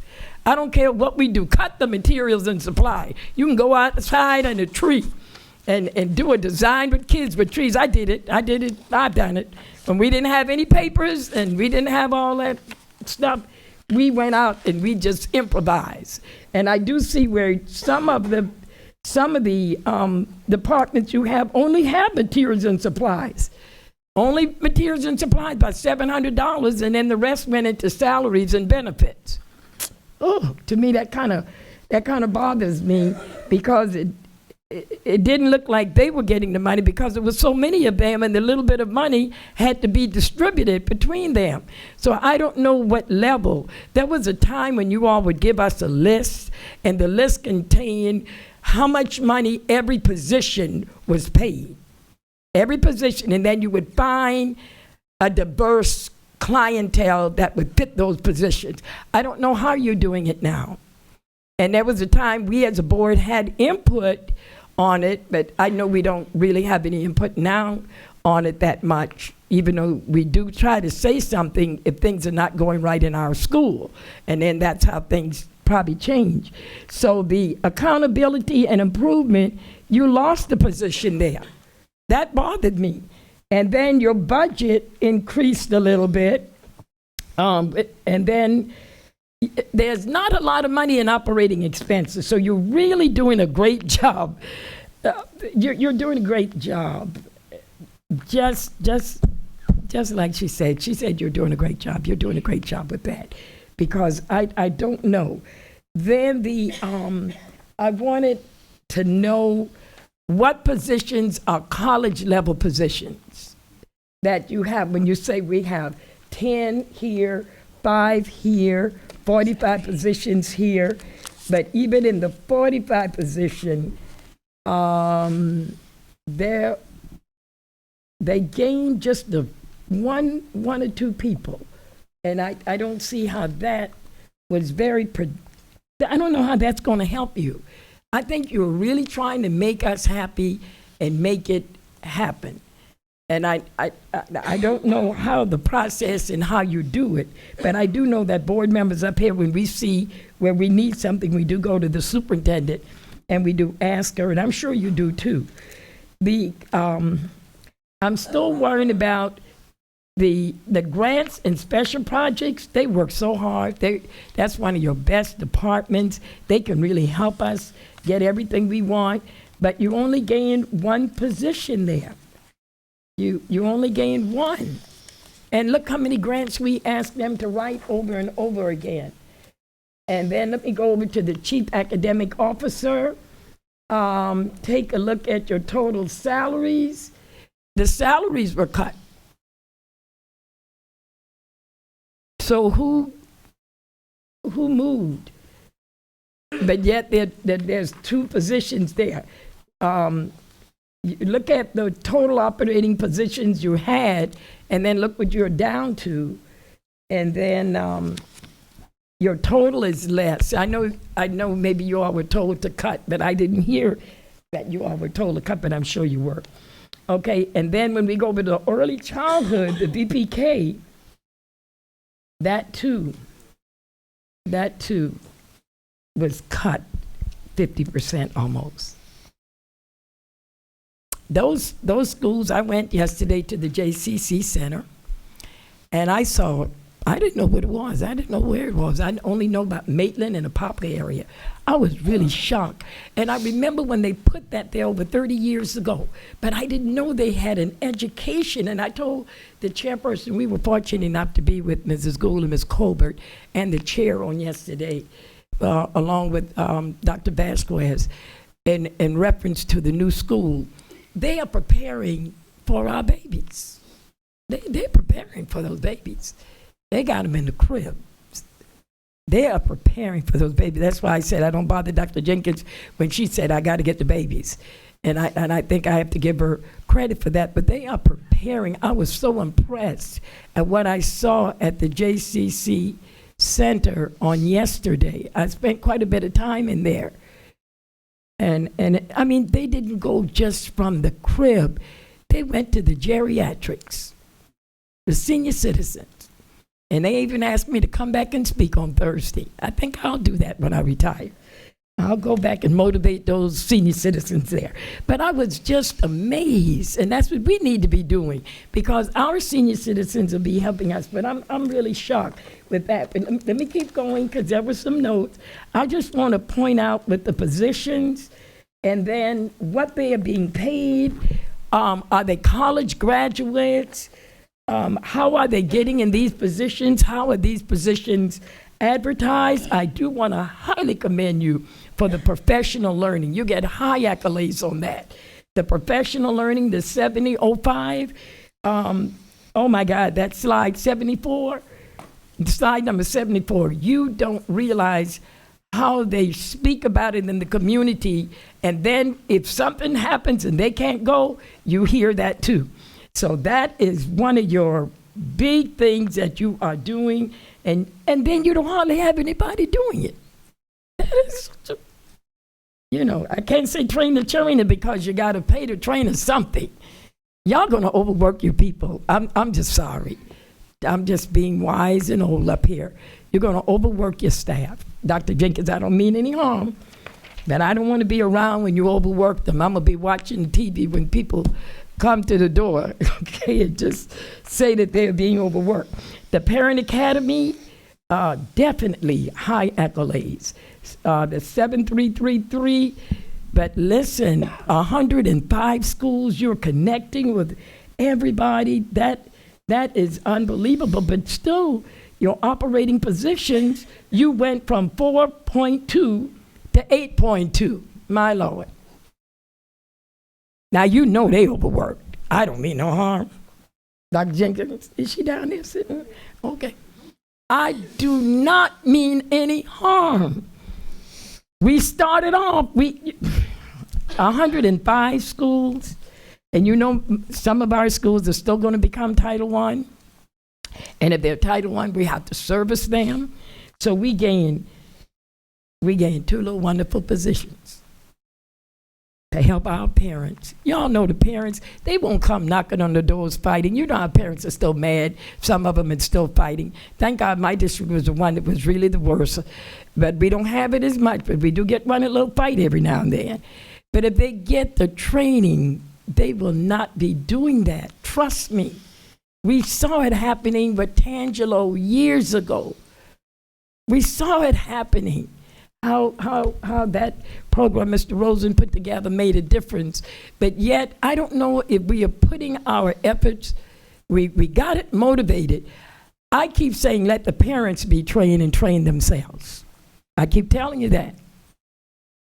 They said it. In my dissertation paper, they said it. They don't feel that they're at the table enough. It will help alleviate. They need to be the mastermind. They're not going to look for any pay. They just want to be a part. The business partners want to be the masterminds. They love that Parent Academy, but we're just not utilizing them like we need to be utilizing them. They said it over and over again. So I'm worried about the little costs, the understaffing. I don't know how Dr. Jenkins is doing it. You just got a loyal force, but we as a board can't sit here knowing that some of your departments, you don't say much, you don't say anything. We hear it in the schools, but it doesn't come from the leaders. It comes from the people that are affected. I had a parent to write me a nice letter saying that she's quitting the PTA. I'm not going to say I was happy. Okay, sometime we all have to quit sometime. Okay, so somebody else might be able to bloom, but it should not really happen. It should not really happen, and that I sent that letter to Dr. Jenkins. But I'm not going to say I'm sad, and I'm not going to say I'm happy. But those kind of things, nobody gets paid for that.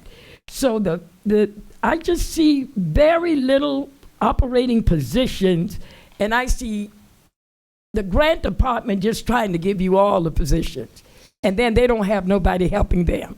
That's the way I see it, okay? I'm sorry. I have to tell you the way I see it.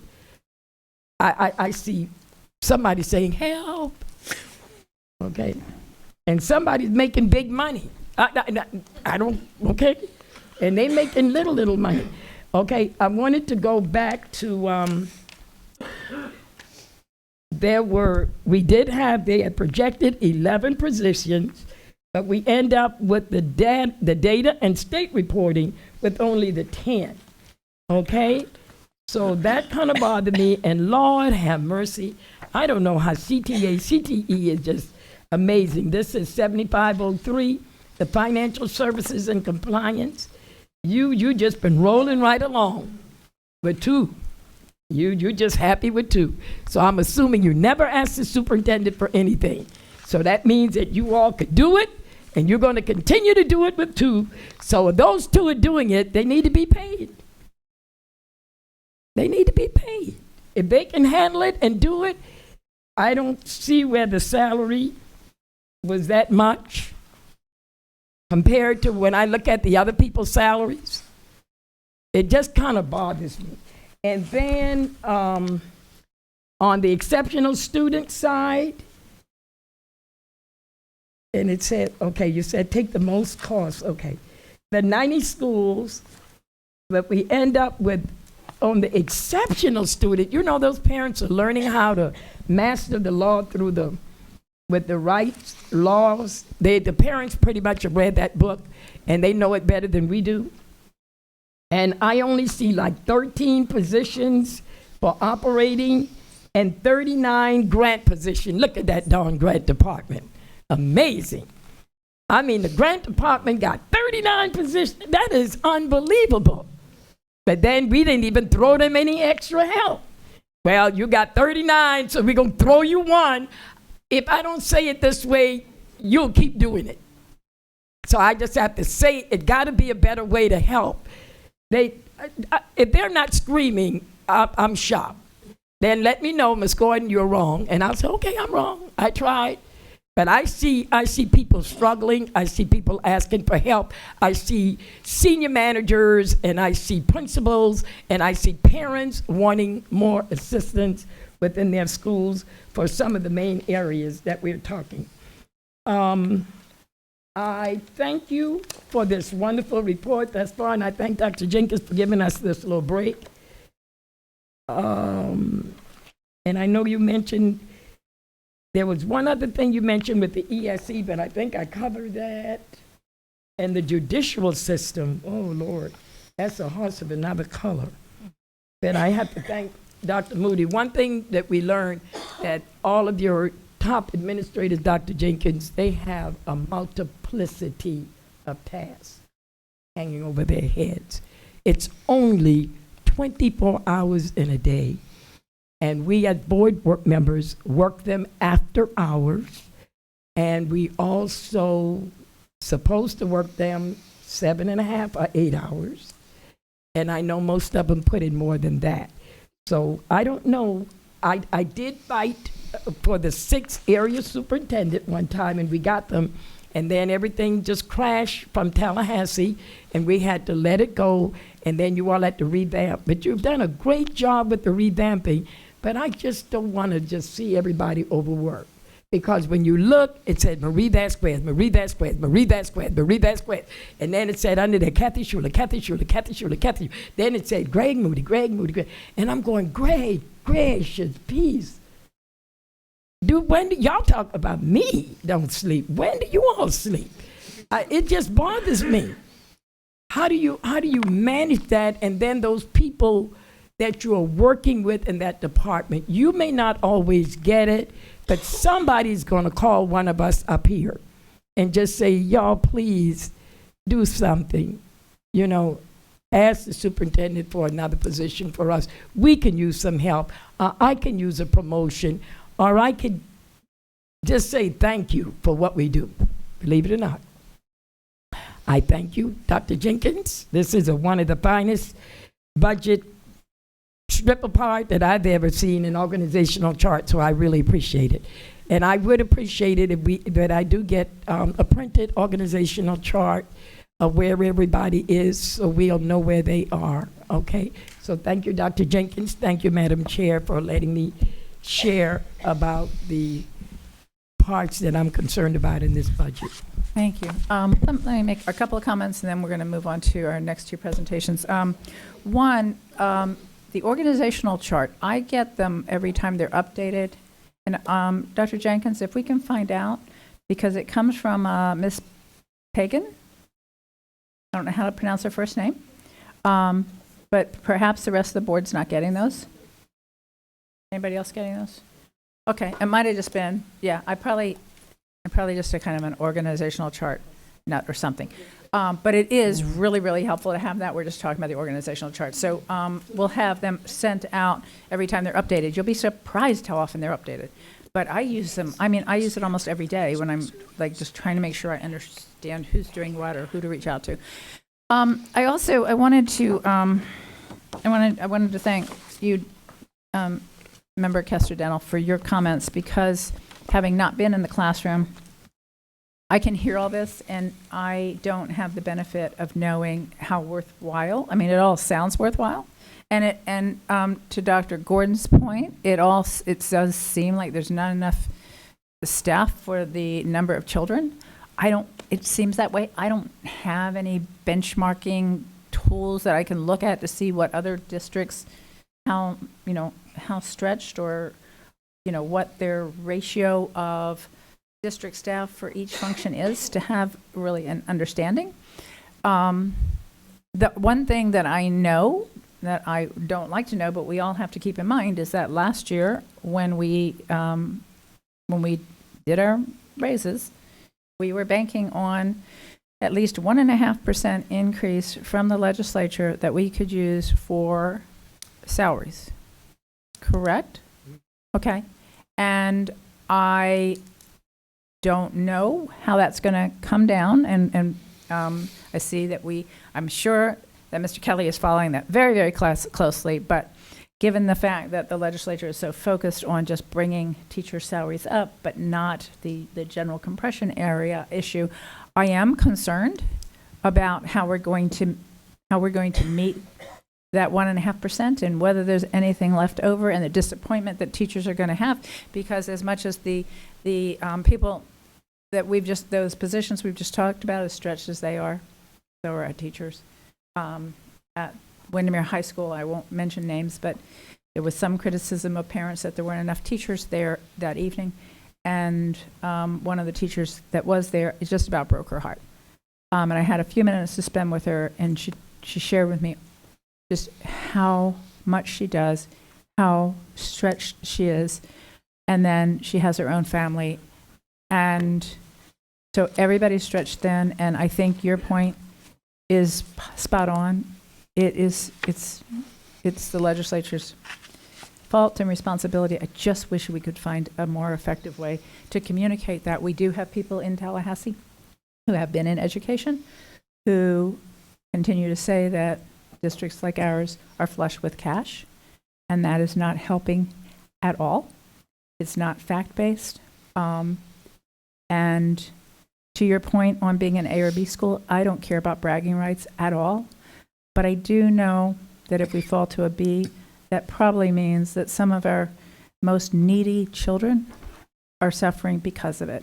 That's what I care about. I could care less about the ad campaign. Yeah, it makes our community feel good, and that's a neat thing, but more importantly, if it means that any of our struggling kids aren't advancing as well as we want, then that breaks my heart. So Anyway, this was a very, I know we have a lot of more ground to cover, but this was a really productive conversation. And Dr. Jenkins, and now I have 2 more speakers. Go ahead. I was going to say Ms. Gallo wants to be in queue. Oh, okay. Member Gallo, we'll hear from you, and then we'll take Member Lopez. And is that okay? Member Lopez, I think she was waiting a little bit longer. Member Gallo, welcome.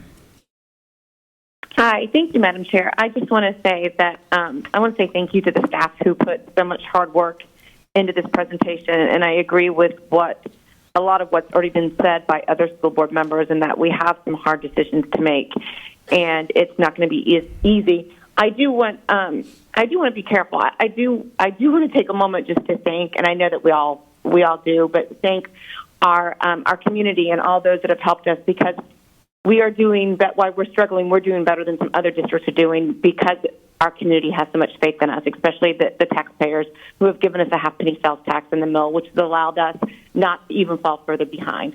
So I just kind of want to throw that out there, and I just want to say thank you for the hard work. And I don't know where we're going to make those decisions.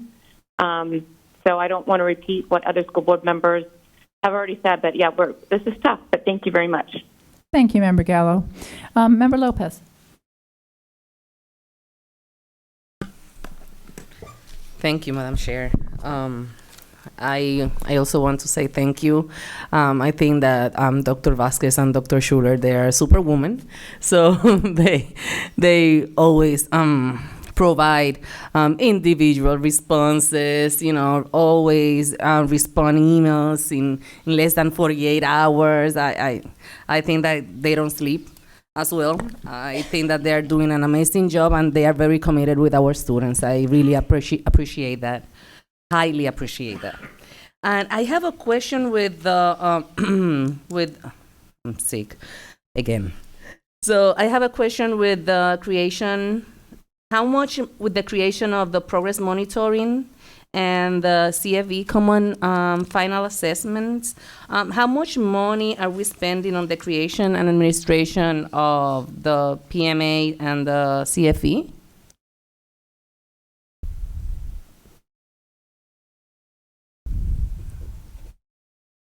They're recording the question, so they'll probably need to calculate that for an answer. Yeah. Part of that, part of those dollars will be included in the system-wide instructional presentation, but we'll get you the exact amount. Okay.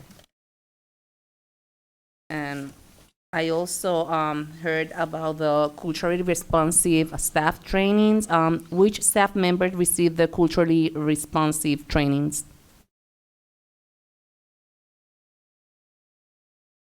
Cultural responsive training are offered to all staff members in this district. If a teacher chooses to elect to come to a training, then he or she will be able to get that. So it's offered to any and everyone in our For district. bus drivers as well? Yes, ma'am. Oh. And is personal or in Canvas, or how Is it it works? what? Is it personal? It's personal. It's a face-to-face. Perfect. Mhm. Okay, and also It's kind of hard to do the yes, I know. Thank you. digital. Thank you for your answer. And also, I have another comment about the biliteracy seal diploma, the award. I also want to congratulate the multilingual department. They did an amazing job last year. Are we going to have that this year again? Yes, ma'am. Yay. Oh, thank you. Okay. Absolutely. Thank you so much. Thank you, Member Lopez. Okay, Dr. Jenkins, we are ready to move on. Time now to talk about system-wide instructional services that are provided. Dr. Vasquez. Thank you, Superintendent. Next, we will take a look at the dollars that are distributed to schools system-wide and come from different funds. The Supplemental Academic Intervention Fund, the General Fund, the Turnaround School Supplemental Services Fund, Supplemental Reading Instruction Fund, and Safe Schools. Some of these funds, as I mentioned, are categorical and must be used for the purposes they are appropriated. If you will please turn to page 12 of the Appropriations Summaries tab, we'll begin.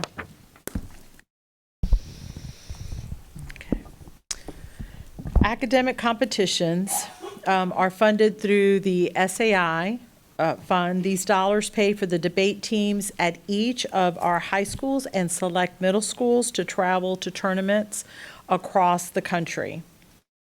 Next, the Acceleration Initiative is a tutoring intervention that is managed by the Minority Achievement Office, and it focuses on front-loading of the critical concepts, targeting our Level 1 and Level 2 readers.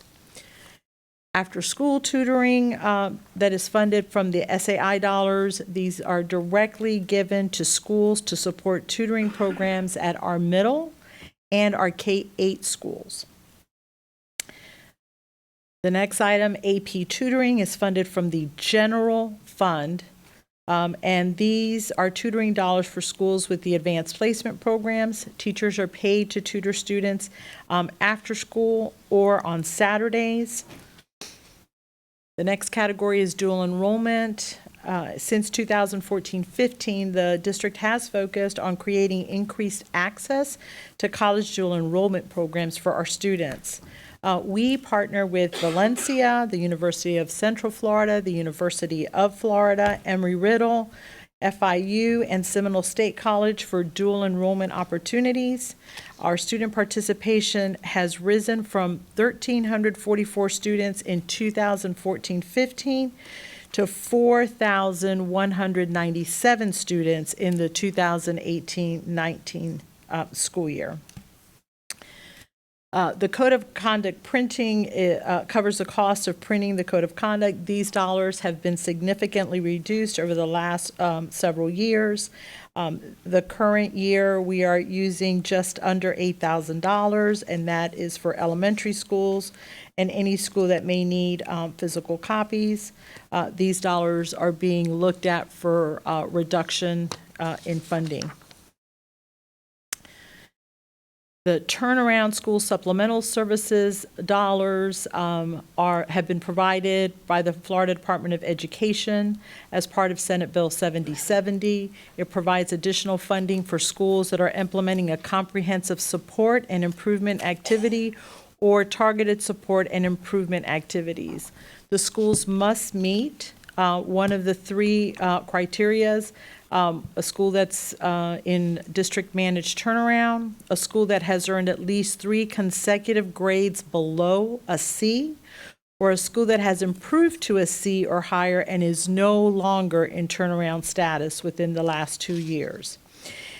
Several resources have been used to out of this fund, including interventionists and resource teachers, intervention materials and supplies, tutoring, small group pullout, teachers to attend conferences, common planning days, and after-school parent activities. The Commissioner's Academic Challenge supports a statewide high school academic tournament. The dollars in this fund pay for registration, hotel, and mileage. The Curriculum Development Fund is funded through general funds. We include curriculum writing and PD supplies for our Orange County Public Schools teachers. They pay for teachers to support curriculum writing in all content areas, including the visual and performing arts. It also goes to supplies for our impact face-to-face training. We also train in district-wide coding at all of our middle schools. Next, we have funds out of the Safe Schools dollars that pay for our SRO training. The district-wide athletic fund is paid out of the general fund, and it's used to help Jones and Evans with their aquatics program. The next few items support our BETA program. BETA provides open enrollment to pregnant teen or young mother within OCPS. We currently serve approximately 60 students. There is free childcare that's provided on site for all students. We also provide nursing services at the site. In addition, the Dropout program Teen Parent Hourly is used to support teens that are not attending beta but are attending school at their local high school. The Dropout instructional materials are funded through SAI dollars, and those go to purchase the materials that are used to teach and work with the students in our dropout programs. Next, you'll see the line item for the suspension center support. OCPS has programs to assist students who are suspended from school to ensure that every child has the opportunity to learn every day. Parents whose children may be suspended are invited to contact one of our alternative to suspension education sites. At these sites, students are supervised by a team of adults. They receive access to their school assignments and gain life and social skill training. Because alternative to suspension education sites are regional throughout Orange County, parents may choose the site that's closest to their home. OCPS offers 2 alternative to suspension sites and 4 contracted sites to meet the individual needs of parents. The next item is the Esau endorsement materials. These are also funded through the general fund. These are the teacher texts that are used for the 5 Esau endorsement courses that are offered throughout the school year. Esau student tests are also funded through the general fund, and these are the assessments we use to measure English language proficiency of students in K-12.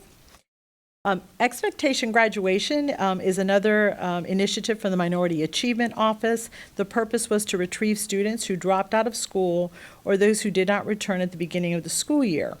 Over a 6-year period, OCPS has retrieved over 200 students back into the system and has graduated 78 students. You will see that the funding for this initiative this year was 0. Schools have done an incredible job in recovering students, and so those dollars are no longer needed. Next, you have the Music Association membership and performance, which is also funded out of the general fund. This pays for music membership fees and all county performances. The hearing officer for student discipline is also paid out of the general fund. It's used to cover the administrative hearings that challenge disciplinary decisions for level 4 offenses. Next, the hearing and vision impaired services is managed by the ESC Health and Services Department. It pays for vision screenings district-wide. It also helps to purchase resources for visually impaired students and hearing impaired students. We also pay for the district-wide hearing screenings out of this fund. Next, we have the instructional materials for dual enrollment. This is paid out of the instructional materials fund, and these are textbooks for our students who are enrolled in dual enrollment courses. Instructional materials for central adoption are categorical dollars, which we do supplement with the general fund to purchase all of our textbooks. This does include both the textbooks, the digital instructional materials, and our purchase of iReady. Instructional materials redistribution pays for the costs associated with the courier service and temporary labor to distribute textbooks. Digital classrooms are categorical dollars that were received from the state. 20,000 of those dollars are allocated to charters. They pay for digital tools, replacement devices, and software. DCL support comes from the general fund. It's used for device cleanup and support, hotspots, professional development, research and development, translation services, communication, customer care. A small portion is allocated to schools for consumables such as light bulbs and projectors. Some of the items purchased include flight simulators, language acquisition software, laser cutters, 3D printers, video recording equipment, professional development ebooks, and resources for project-based learning at both the elementary and middle school. The music itinerant teachers that are funded out of the general fund are 8 full-time music teachers that go out to our schools and work with our string students. Next, we have the preschool handicapped supplement, which is also comes from the general fund. It's managed by the ESC Specialized Services Department. It's used for the preschool diagnostic intervention services and includes supplies, instructional materials, furniture for pre-K classrooms, technology, professional services, and assessments and protocols. Next, speech and language therapists are funded out of SAI dollars. Currently, we have 189.7 full-time and part-time speech pathologists. We also pay for professional development out of this fund, as well as reimburse them for travel, technology, and printing. Next, we have summer school for ESY. This is summer school for those students that have significant disabilities, and it is also funded from SAI dollars. Summer school extended contract, also paid for out of SAI dollars. These are dollars used throughout the summer to pay staff such as guidance counselors, resource teachers, media specialists to perform duties outside of the regular calendar year. Our summer school for high school, our summer school for middle school are both offered for students needing to recover credits in order to be promoted. And summer school for special centers are dollars that support our summer school programs at Magnolia, Cherokee, and Gateway.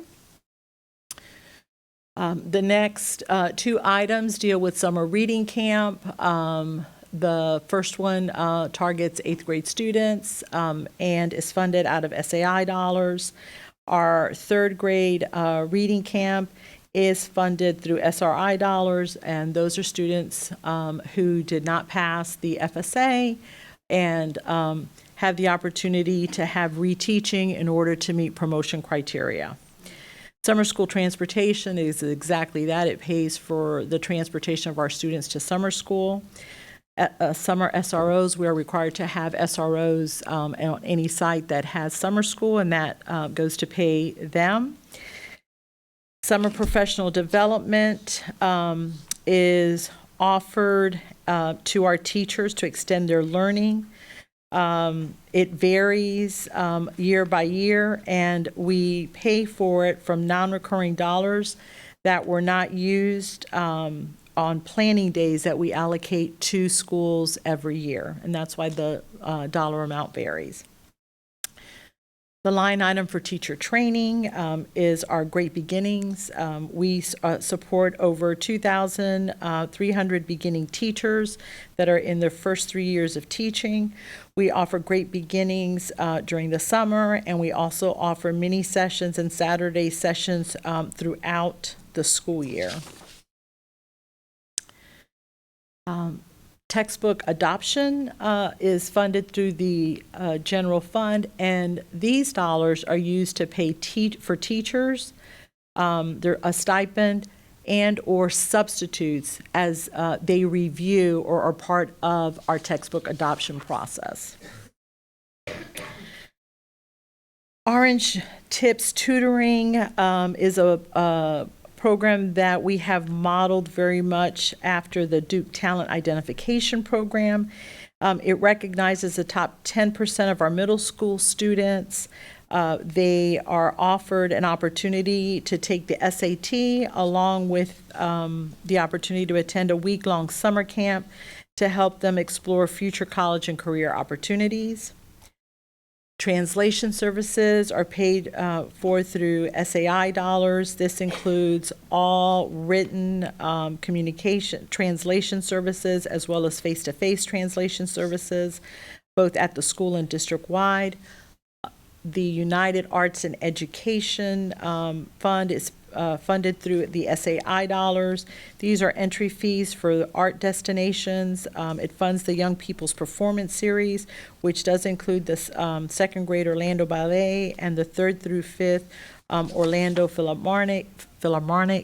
I need water, sorry. It also helps to defer the cost of some of the field trips to the Orange Center, the Holocaust Memorial Resource and Education Center, Orlando Shakespeare, the Manello Museum, Winter Garden Heritage Museum, and the Bach Festival Society of Winter Park. The United Arts and Transportation pays for the transportation for our students to attend the various United Arts events. Psychologists are funded under the general fund. These pay for a portion of our district itinerant psychologists. There are 95 in total. And the mental health assistance comes from the mental health fund. As you know, these funds have been provided from the state for the past 2 years to assist districts in implementing the mental health assistance plan of the Marjorie Stoneman Douglas Act. Itinerant teachers are also funded from the SAI fund. It includes the salary and benefit for 36.5 itinerant teachers that work with emotionally handicapped, visually handicapped, and children that are deaf and hard of hearing.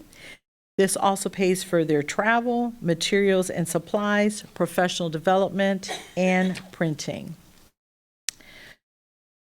We contract out for occupational and physical therapy.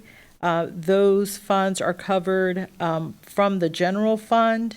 Currently, we are serving 1,640 occupational therapy OT students, 555 PT students.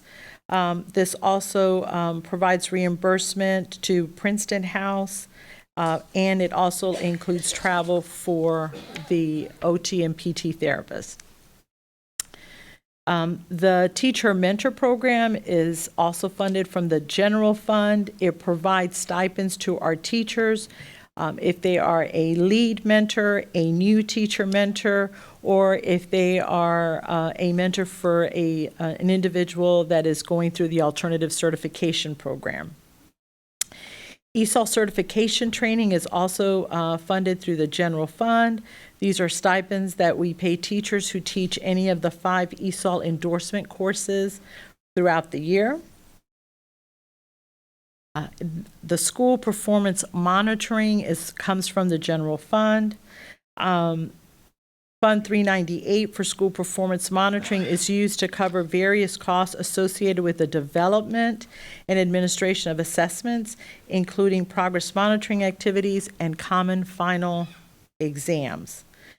These funds also include the purchase of secure test question items and passages used in the creation of district assessments, as well as printing, delivery, and warehouse costs.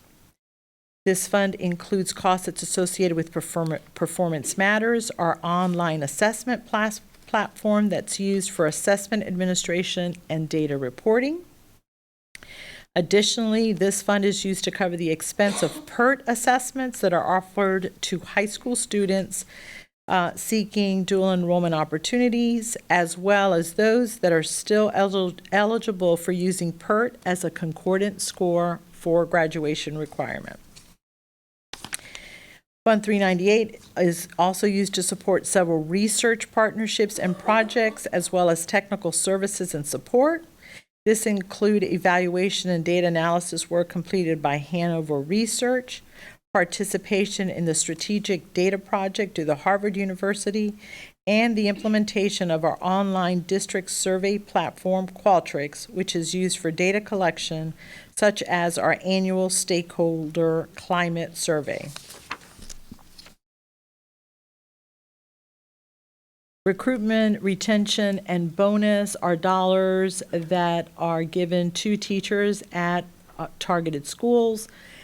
For this year, it includes Carver, Meadowbrook, Memorial, Ivy Lane, Lake Weston, Molly Ray, Orange Center, Wheatley, Rock Lake, Rosemont, Tangelo Park, Washington Shores, Jones, Evans, Orlando ACE. The Digital Design Classroom is formerly our ERC. It's a digital design classroom that is used by the digital learning team in the Ronald Blocker Educational Leadership Center. It's where we lead professional development for school and district-based teams to further their understanding of best practices for teaching and learning in a blended classroom. We have not allocated funds for 2 years to this line item.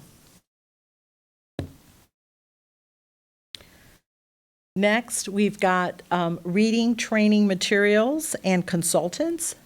These are also funded through SRI dollars. This funds Heggerty phonemic awareness training kits, supplies, and the training, kindergarten readiness screener, and the summer reading initiative.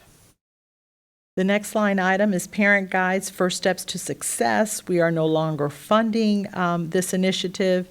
It included parent marketing materials and our First Steps to Success program. Accreditation dues are also paid out of the general fund, and it's used to cover the cost associated with district-wide accreditation through Cognia, formerly known as Advanced Ed. Student support fees pays membership to organizations with supplemental services. Recently, we paid to be a member of the STEM Alliance, but again, no dollars have been paid for the past 2 years. Connect Orange is no longer funded through system-wide. Our middle years IB line item is funded through SAI. These funds go directly to support the 5 MYP middle schools. Those include Jackson, Robbinswood, Carver, Memorial, and College Park. The 5 positions are full-time IB coordinators that work directly at each school. The Destiny Library Management System also is funded through the general fund, and it is our media center management service.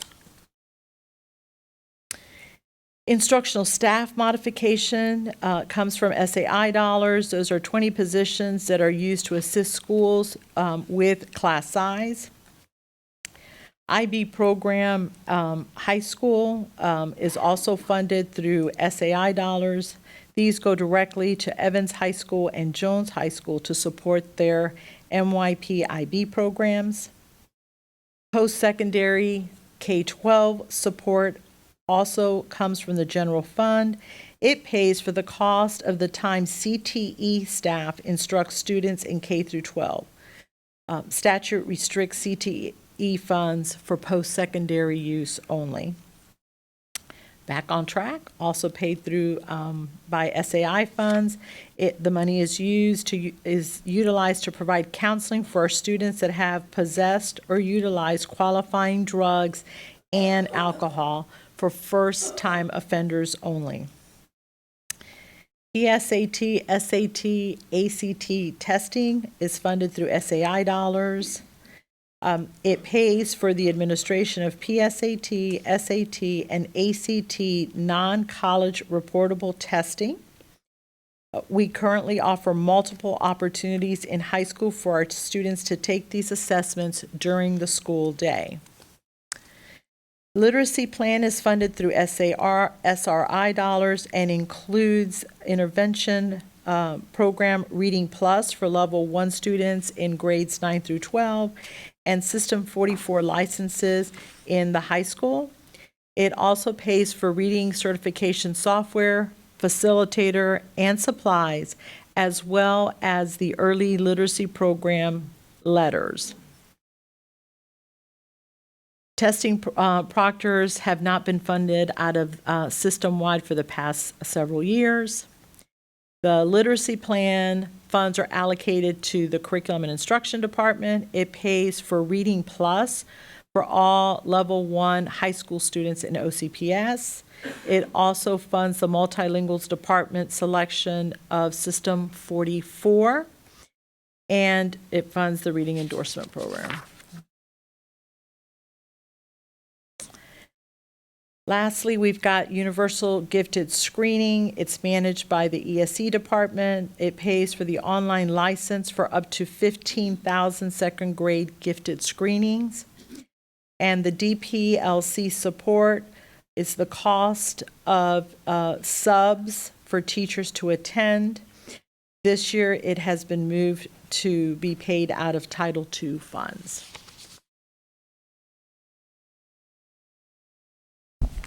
Pardon me? Yeah, can we keep rolling, Dr.?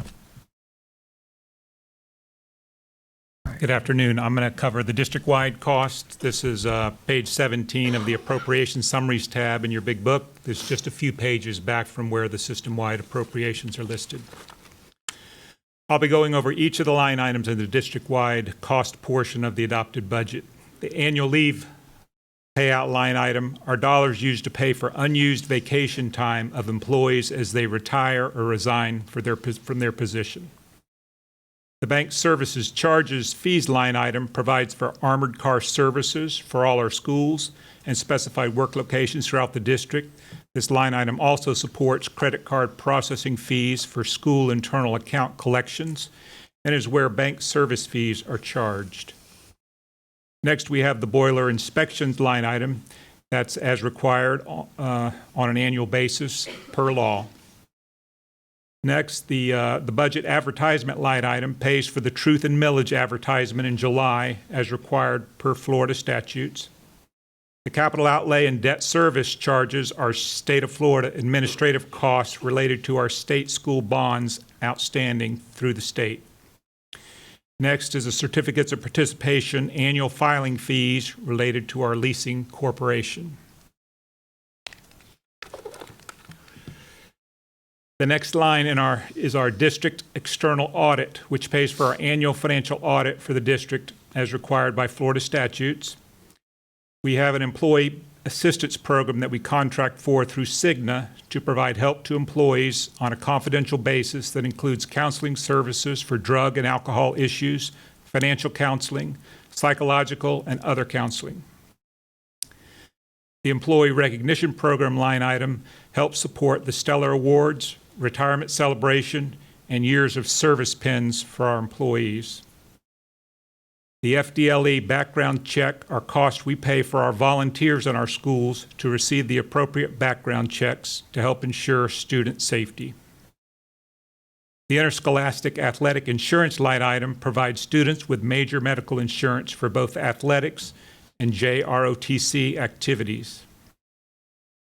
The loss fund provides dollars for claims for workers' compensation, liability, and property losses, as well as insurance premiums for property, workers' compensation liability, cyber liability, and law enforcement liability. In addition, there's third-party administrative cost and claims audits within that line item.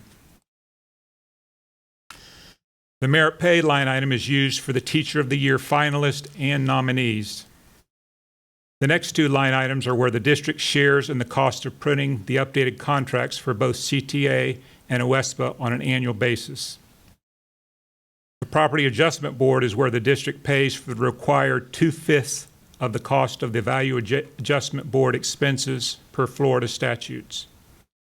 The school internal account audits is where we pay for outsourcing audits of each of our schools to audit their internal account funds.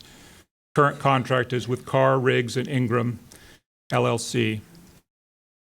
The sick leave accumulation payout line item is where the district pays out for unused sick leave for retiring employees per board policy and Florida statute. The sick leave bank usage line item represents the dollars paid out to qualifying participants in our sick leave bank. This program grants up to 100 days of sick leave for qualifying sicknesses or injuries. The Sonitrol security system and contract is where we pay for monitoring our facilities for security purposes by a third-party provider. The fire alarm monitoring is where we pay for monthly monitoring as well as annual inspections per site of our fire systems. The security system maintenance line item is where we pay for parts and servicing of our security equipment. Payroll adjustments line item is where we charge FRS retirement adjustments, tax adjustments, as well as any payroll adjustments. The substitute teachers line item is where the district absorbs the cost of long-term substitutes where teachers are out of the classroom for more than 10 consecutive or related days of absence. Suspensions with pay is our line item where we charge for employees on relief of duty during investigations. The tangible property inventory verification line item is for the contract to validate the individual school and work location fixed asset inventories on an annual basis. Temporary help is a budget to cover departmental leaves of absence, workers' compensation, and other vacancies on a temporary basis.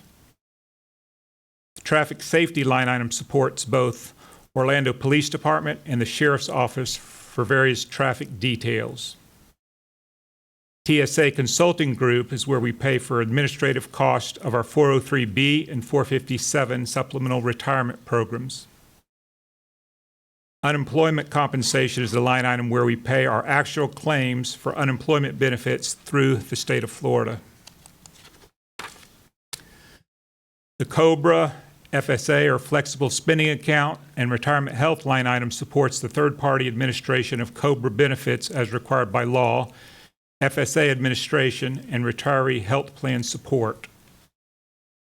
Our health insurance consultant line item budget provides dollars for general compliance with insurance offerings outside of the trust, such as for dental, vision, and disability coverages.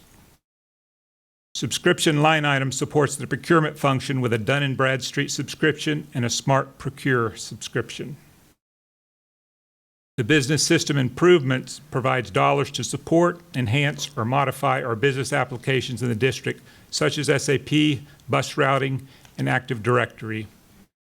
Curriculum and instructional portfolio line item provides dollars to support, enhance, or modify teaching and learning applications, such as Learning Management System and Skyward Student System.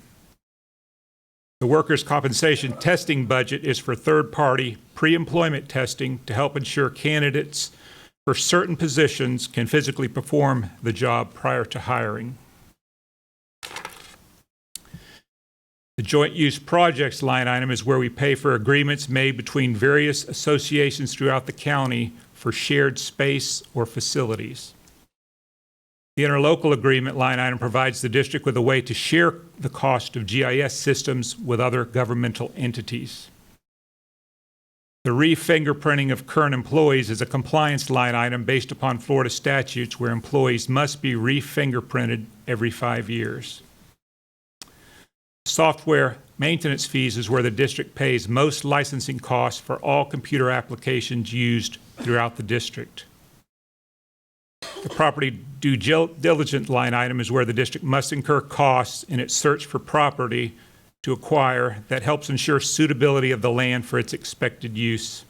These costs include environmental testing and infrastructure testing on property we do not own. And lastly, HR applicant support line item supports the recruitment and compliance in the hiring process.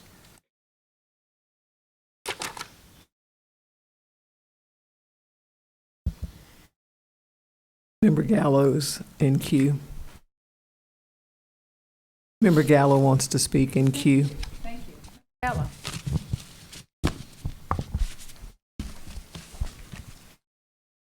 Member Gallo? Oh, hi, Madam Chair. Thank you. Absolutely. I have a few questions that I'd like to go through, if you could just be patient with me. I want to go back to the SAI dollars, because I recognize that those are some of the flexible dollars that we have within the budget. Is that correct? Mr. Kelly? Correct. Those dollars have flexibility. They are categorical, so there are restrictions, but they are more flexible than many of the other categoricals. Member Gallo? Thank you, Madam Chair. So my first question is on the dual enrollment.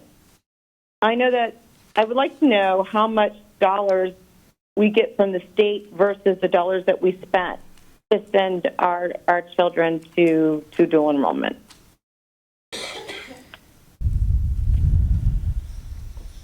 I guess I'm asking, does it cover the cost or no?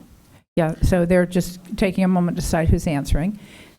Who wants to answer that question? Well, I'm writing down the questions, and then if we Okay. don't have it, we'll be able to respond back. Okay, so that one you might not get an answer on tonight, Member Gallo. They may need to look into that more carefully. Thank you, Madam Chair. My second question is concerning the turnaround. It was mentioned that we get dollars from Senate Bill 7070 from the turnaround, and my question is basically the same, is how much money do we get from the state versus how much money we expend on that program? So we are currently funded $500 per pupil based on unweighted FTE student enrollment.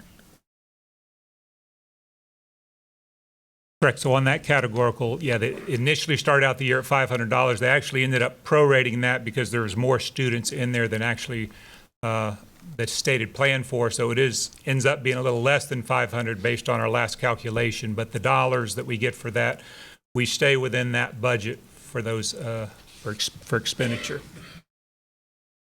Okay, so we don't go over those expenditures. That's correct. Thank you. And then, if I may, my next question is on digital classrooms. It was mentioned that $20,000 reduced into charters. How much money do we get in the district? And I'm asking this question because in one of the proposed budgets that's up in Tallahassee in the House side, it eliminates that line item. So I'm curious to know how much that will cost OCPS if the House budget is adopted and we no longer get those funds. They're looking. Hold with us just a minute. Thank you, Madam You're not Chair. able to see. Are you able to see us right now? It's delayed, and all I see right now is my picture. Oh. So I'm looking at myself. Hey, Victor. That's gone down, right? So those dollars have significantly decreased. I'm showing that we have $369,762 for the 1920 school year. Okay, so that's all that we receive in that line item. So that's not that significant. Not And, anymore. if I may, Chair, Please. I'm sorry. No, go Thank for you. Go ahead. Speech pathology. I know that was one of the things that was mentioned in the SEI. Do we get any reimbursements from Medicaid for any of those students?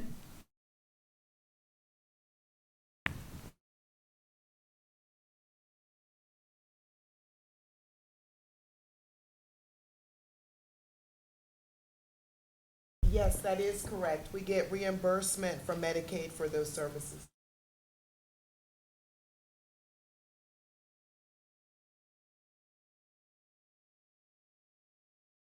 It's not full reimbursement, Board Member Gallo. We will get you the amount. correct dollar amount.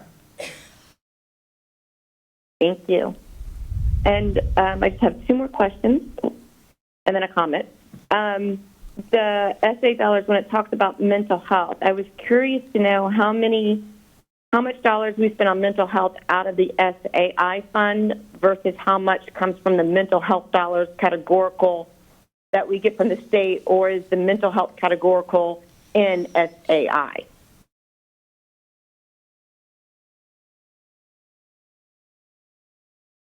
The mental health categorical, I mean, it's a new categorical we've only had in the last 2 years. When they initiated that categorical, the mandate they put on that, you had to spend it beyond what you're already currently spending. So there were dollars the district was spending before 2 years ago on mental health. When they added the categorical, now we had to provide additional resources dedicated to that strictly from this categorical. And within this categorical, we're pretty much staying within the dollars that they out of that new categorical for those additional services. So the money's coming out of the mental health categorical, or it's still coming out of the SAI? I'm sorry, I'm a little confused. The new dollars that came with the mental health categorical are being spent within that categorical for mental health services. Okay, thank you. And then, first off, before I go into my last question, I want to say that when you did your review, it just reminded me of all the great programs that we have within OCPS and how lucky our students are to go to such a great school district. So I wanted to point that out. But my last question is the ACT and SAT. If you could tell me how much we spend on that, because there is legislation up here that hopefully will pass that burden on to the state to pay for those tests for our juniors. So I was just curious on that dollar amount. And I will get you the specific amount of those dollars. Awesome. Thank you so much, and thank you for such a great presentation. It was really informing, and those are all the questions I have. Thank you, Madam Chair. Absolutely. Member Castrodeno. Thank you, Madam Chair. And my questions deal with all the Esau training. This has been a requirement for teachers in the whole state of Florida for at least 30 years. Why are we still training teachers in Esau when they should be getting that in their undergraduate? Are they not getting that training in undergraduate, or are we not getting teachers who have gone through undergraduate programs? Where are we falling, and why do we keep having to do this? What do you We think? do have in most of the institutions within the state of Florida that have incorporated that into their undergraduate program.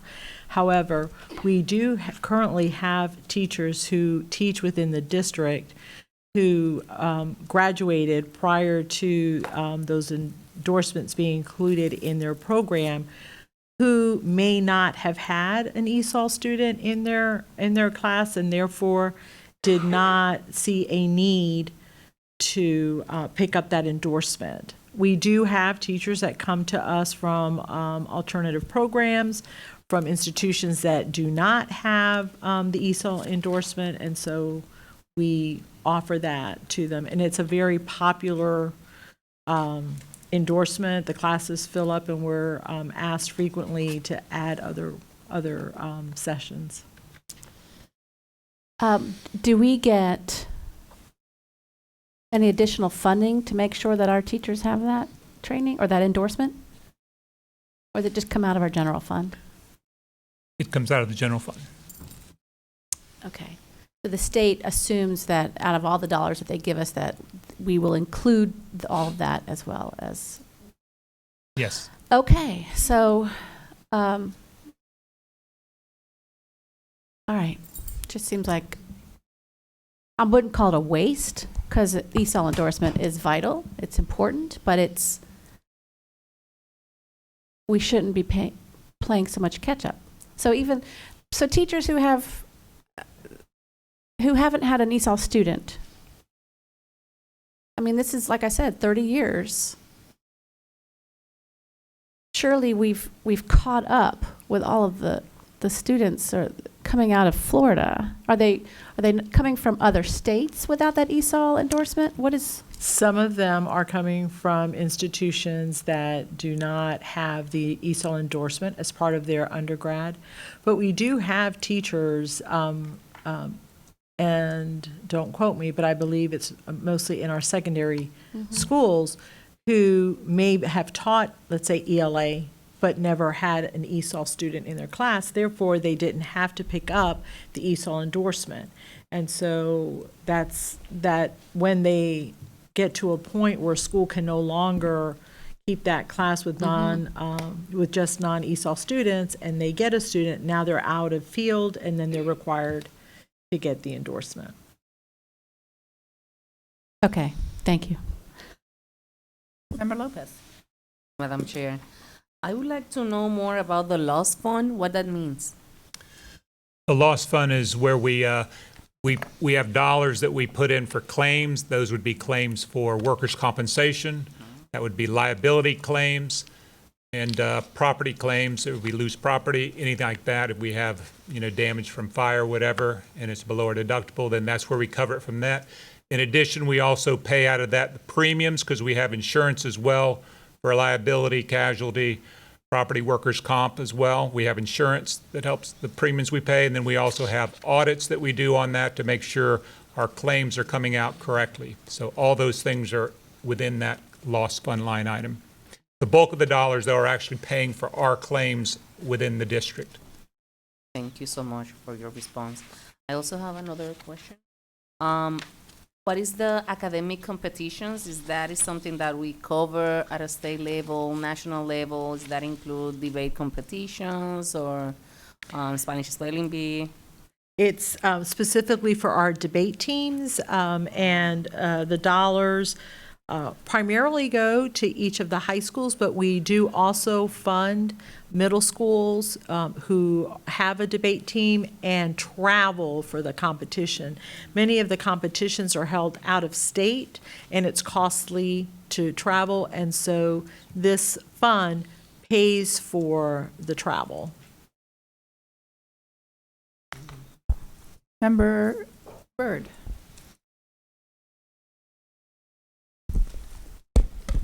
Thank you, Madam Chair.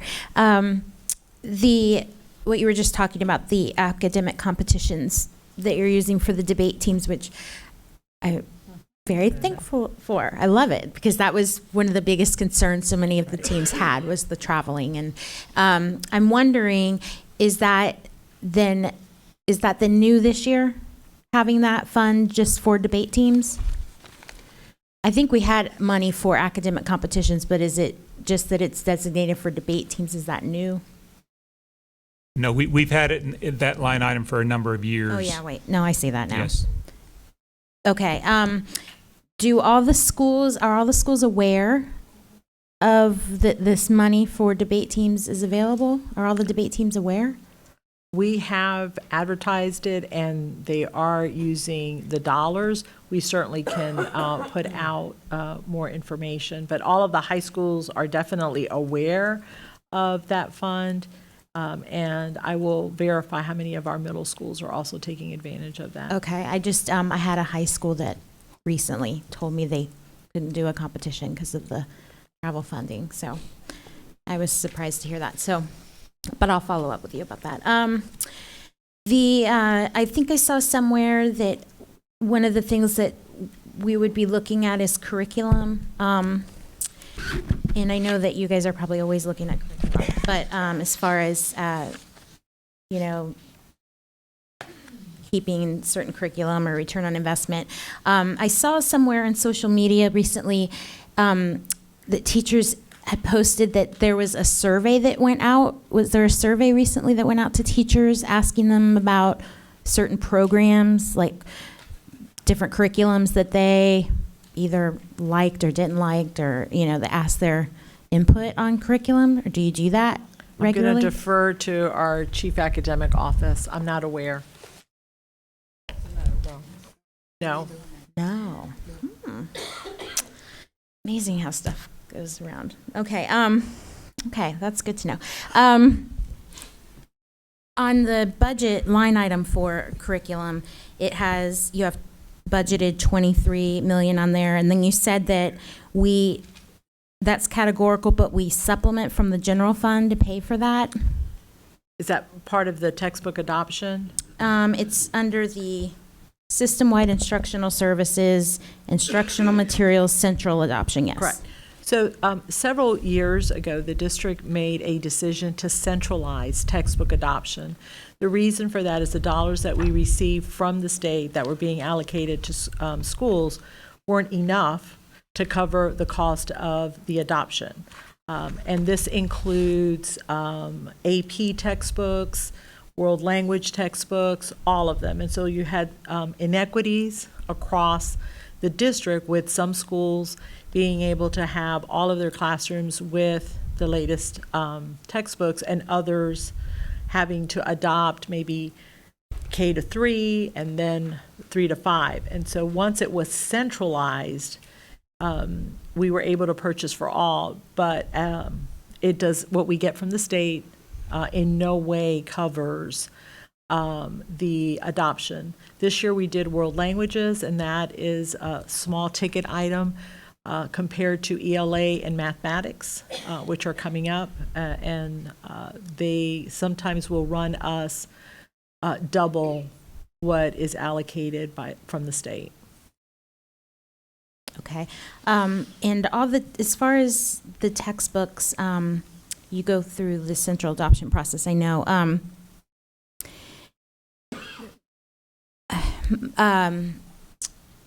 think there's the thing that I hear. This is something that I hear from teachers, and I don't know,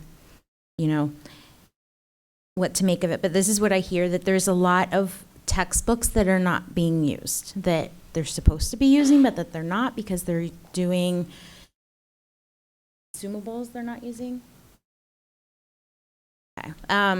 That there may be some area there that definitely needs to be looked at, that I think that, there's some.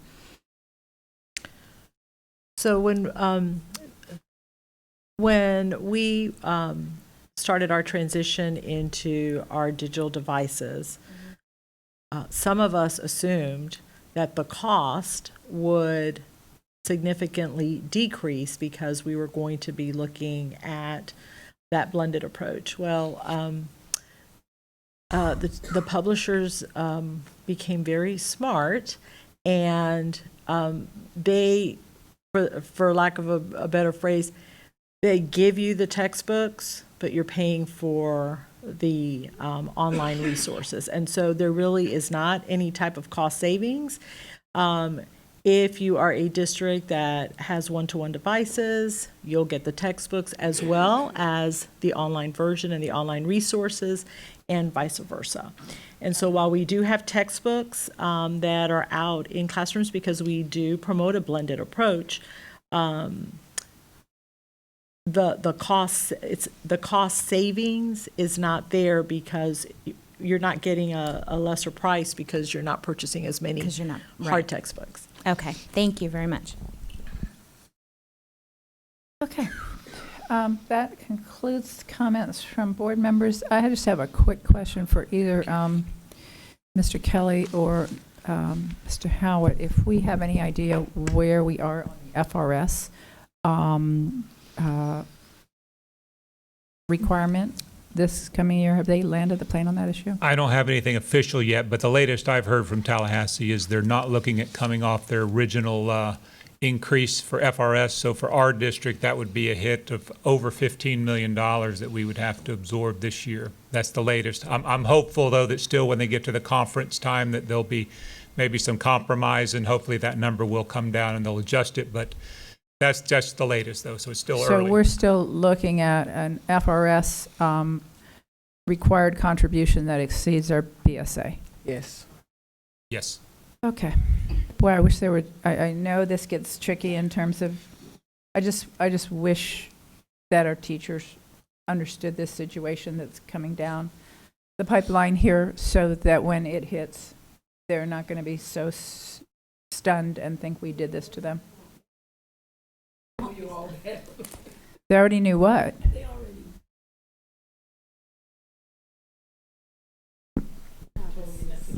I don't know what you're talking about. I was concerned last year about overpromising. Getting excited about, oh, okay. Oh, okay. Oh, I thought you meant we were, I mean, nothing about this session has made me excited. Everybody was so excited about it. Oh, I see what you're saying. Okay, when you said you all, I was like, when did I, yeah, no. Yeah. Yeah, and instead, for most teachers, it's going to be the exact opposite. Yes, well, we do. God, I just hope they know it. I just hope they know it. No, they won't. They'll just show up here and think we did this to them. Yeah, she does, and that's a good idea, because I got nothing more positive to say. Y'all are great. Thank you very much. I can bring us in for I agree with everybody up here, what everybody up here said. I'm just frustrated, and not at you. Dr. Jenkins. Thank you, Madam Chair. And lest I forget, our General Counsel has an announcement as well. So a couple of comments. One, I do think it's important. I've talked to our union president, our CTA president in particular. Didn't get a chance to catch our OSPA president, but they are aware that if you propose a $50 increase on the BSA, base student allocation, and the retirement contribution costs us $75 per, then we are in the red. Everyone understands that. We've been on conference calls with our Superintendents Association as well. Still hopeful that something might give. We're not hearing very positive possibilities around the FRS contribution, so that is disturbing. I would also just make a couple of comments. Let me thank the board again for your insight in meticulously walking through our budget. While the board is familiar with the budget process, this is also intended for the general public and for our employees to actually be able to hear. These are recorded, so folks can go and listen to them separately at another time if they'd like. But for everyone to understand at a meticulous level what is actually involved in our budgeting. So I greatly appreciate the stamina of the board to sit through this, and certainly appreciate staff and their presentation. I want to especially recognize Dr. Vasquez, who chaired the longest of the sessions. She hated to surpass John Morris in the length of a presentation, but commendations to her and her entire team. And that... And because that came up, I want to echo what has been stated. We are extremely lean, extremely thin. We're number 5 for ratio of administrator to student ratio in the district. No other large urban district is more lean than we are, so we're incredibly proud of that. But we do understand, I understand, that means it's extremely taxing on the employees that we do have in place. And so I want you to know I recognize I have an incredible team who gets this work done, not just in this building, but throughout our 200 school sites as well. So kudos to our entire team. It is their work that gets everything accomplished. I want to make another go at this notion of being an A school district. The only reason the past board and this board have all agreed, and I've agreed, that we don't tout individual school grades. The only reason we tout the district grade is because every teacher in every classroom and every student's outcomes are a part of that district-wide accomplishment. So there's no demeaning letters slapped on certain schools. It says all 212,000 of our students somehow had a contribution, whether negative or positive, had a contribution to that district grade. However, and I always like to give some credit to an accountability system.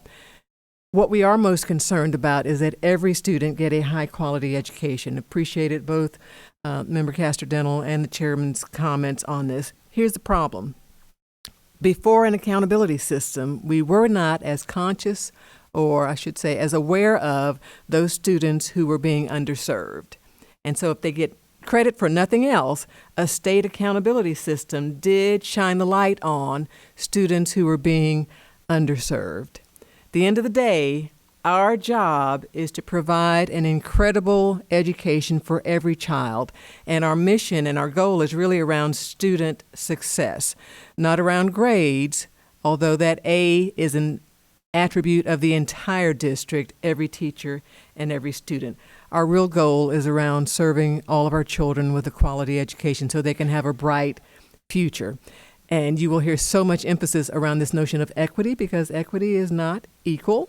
It means some children start out with certain deficits and they have to have additional investments if they are to be successful. So we are all about student success and about equity. Lastly, just want to remind the board, it is painstaking, I know it is, and my staff have actually gone through line by line as well, but we are committed to looking at purposeful abandonment and academic return on investment. That means you look at programs and which ones are being the most efficient in getting you results for children. If you're all about student success, where are your best investments to accomplish that student success? On the operations side, return on investment is a common business term. We ought to look at that as well. We'll continue putting some of our programs through that process as we go through the budget planning process in the months to come, and certainly we'll bring you additional information back. But this entire process will inform some of those difficult decisions we may have to make in the coming months. Appreciate your attention. Excellent summary. I couldn't agree with you more on every point, and I am so very glad that you are sitting in that seat right now through these times, because very difficult job, but being able to balance all that. And I also want to just take this moment while you all are in the room. I tell the superintendent this all the time. I've been here for a year, only just a little over a year, and I am blown away by the competency of the people that I've had, except for that person back there. Not sure about that person, but whoever it is now hiding.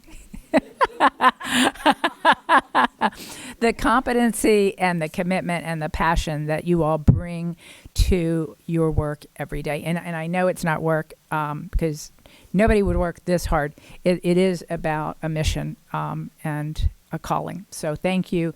And again, I commend you for putting together an incredible team. You couldn't run a district this big without a team like that. And we couldn't run it without a superintendent like you. So thank you.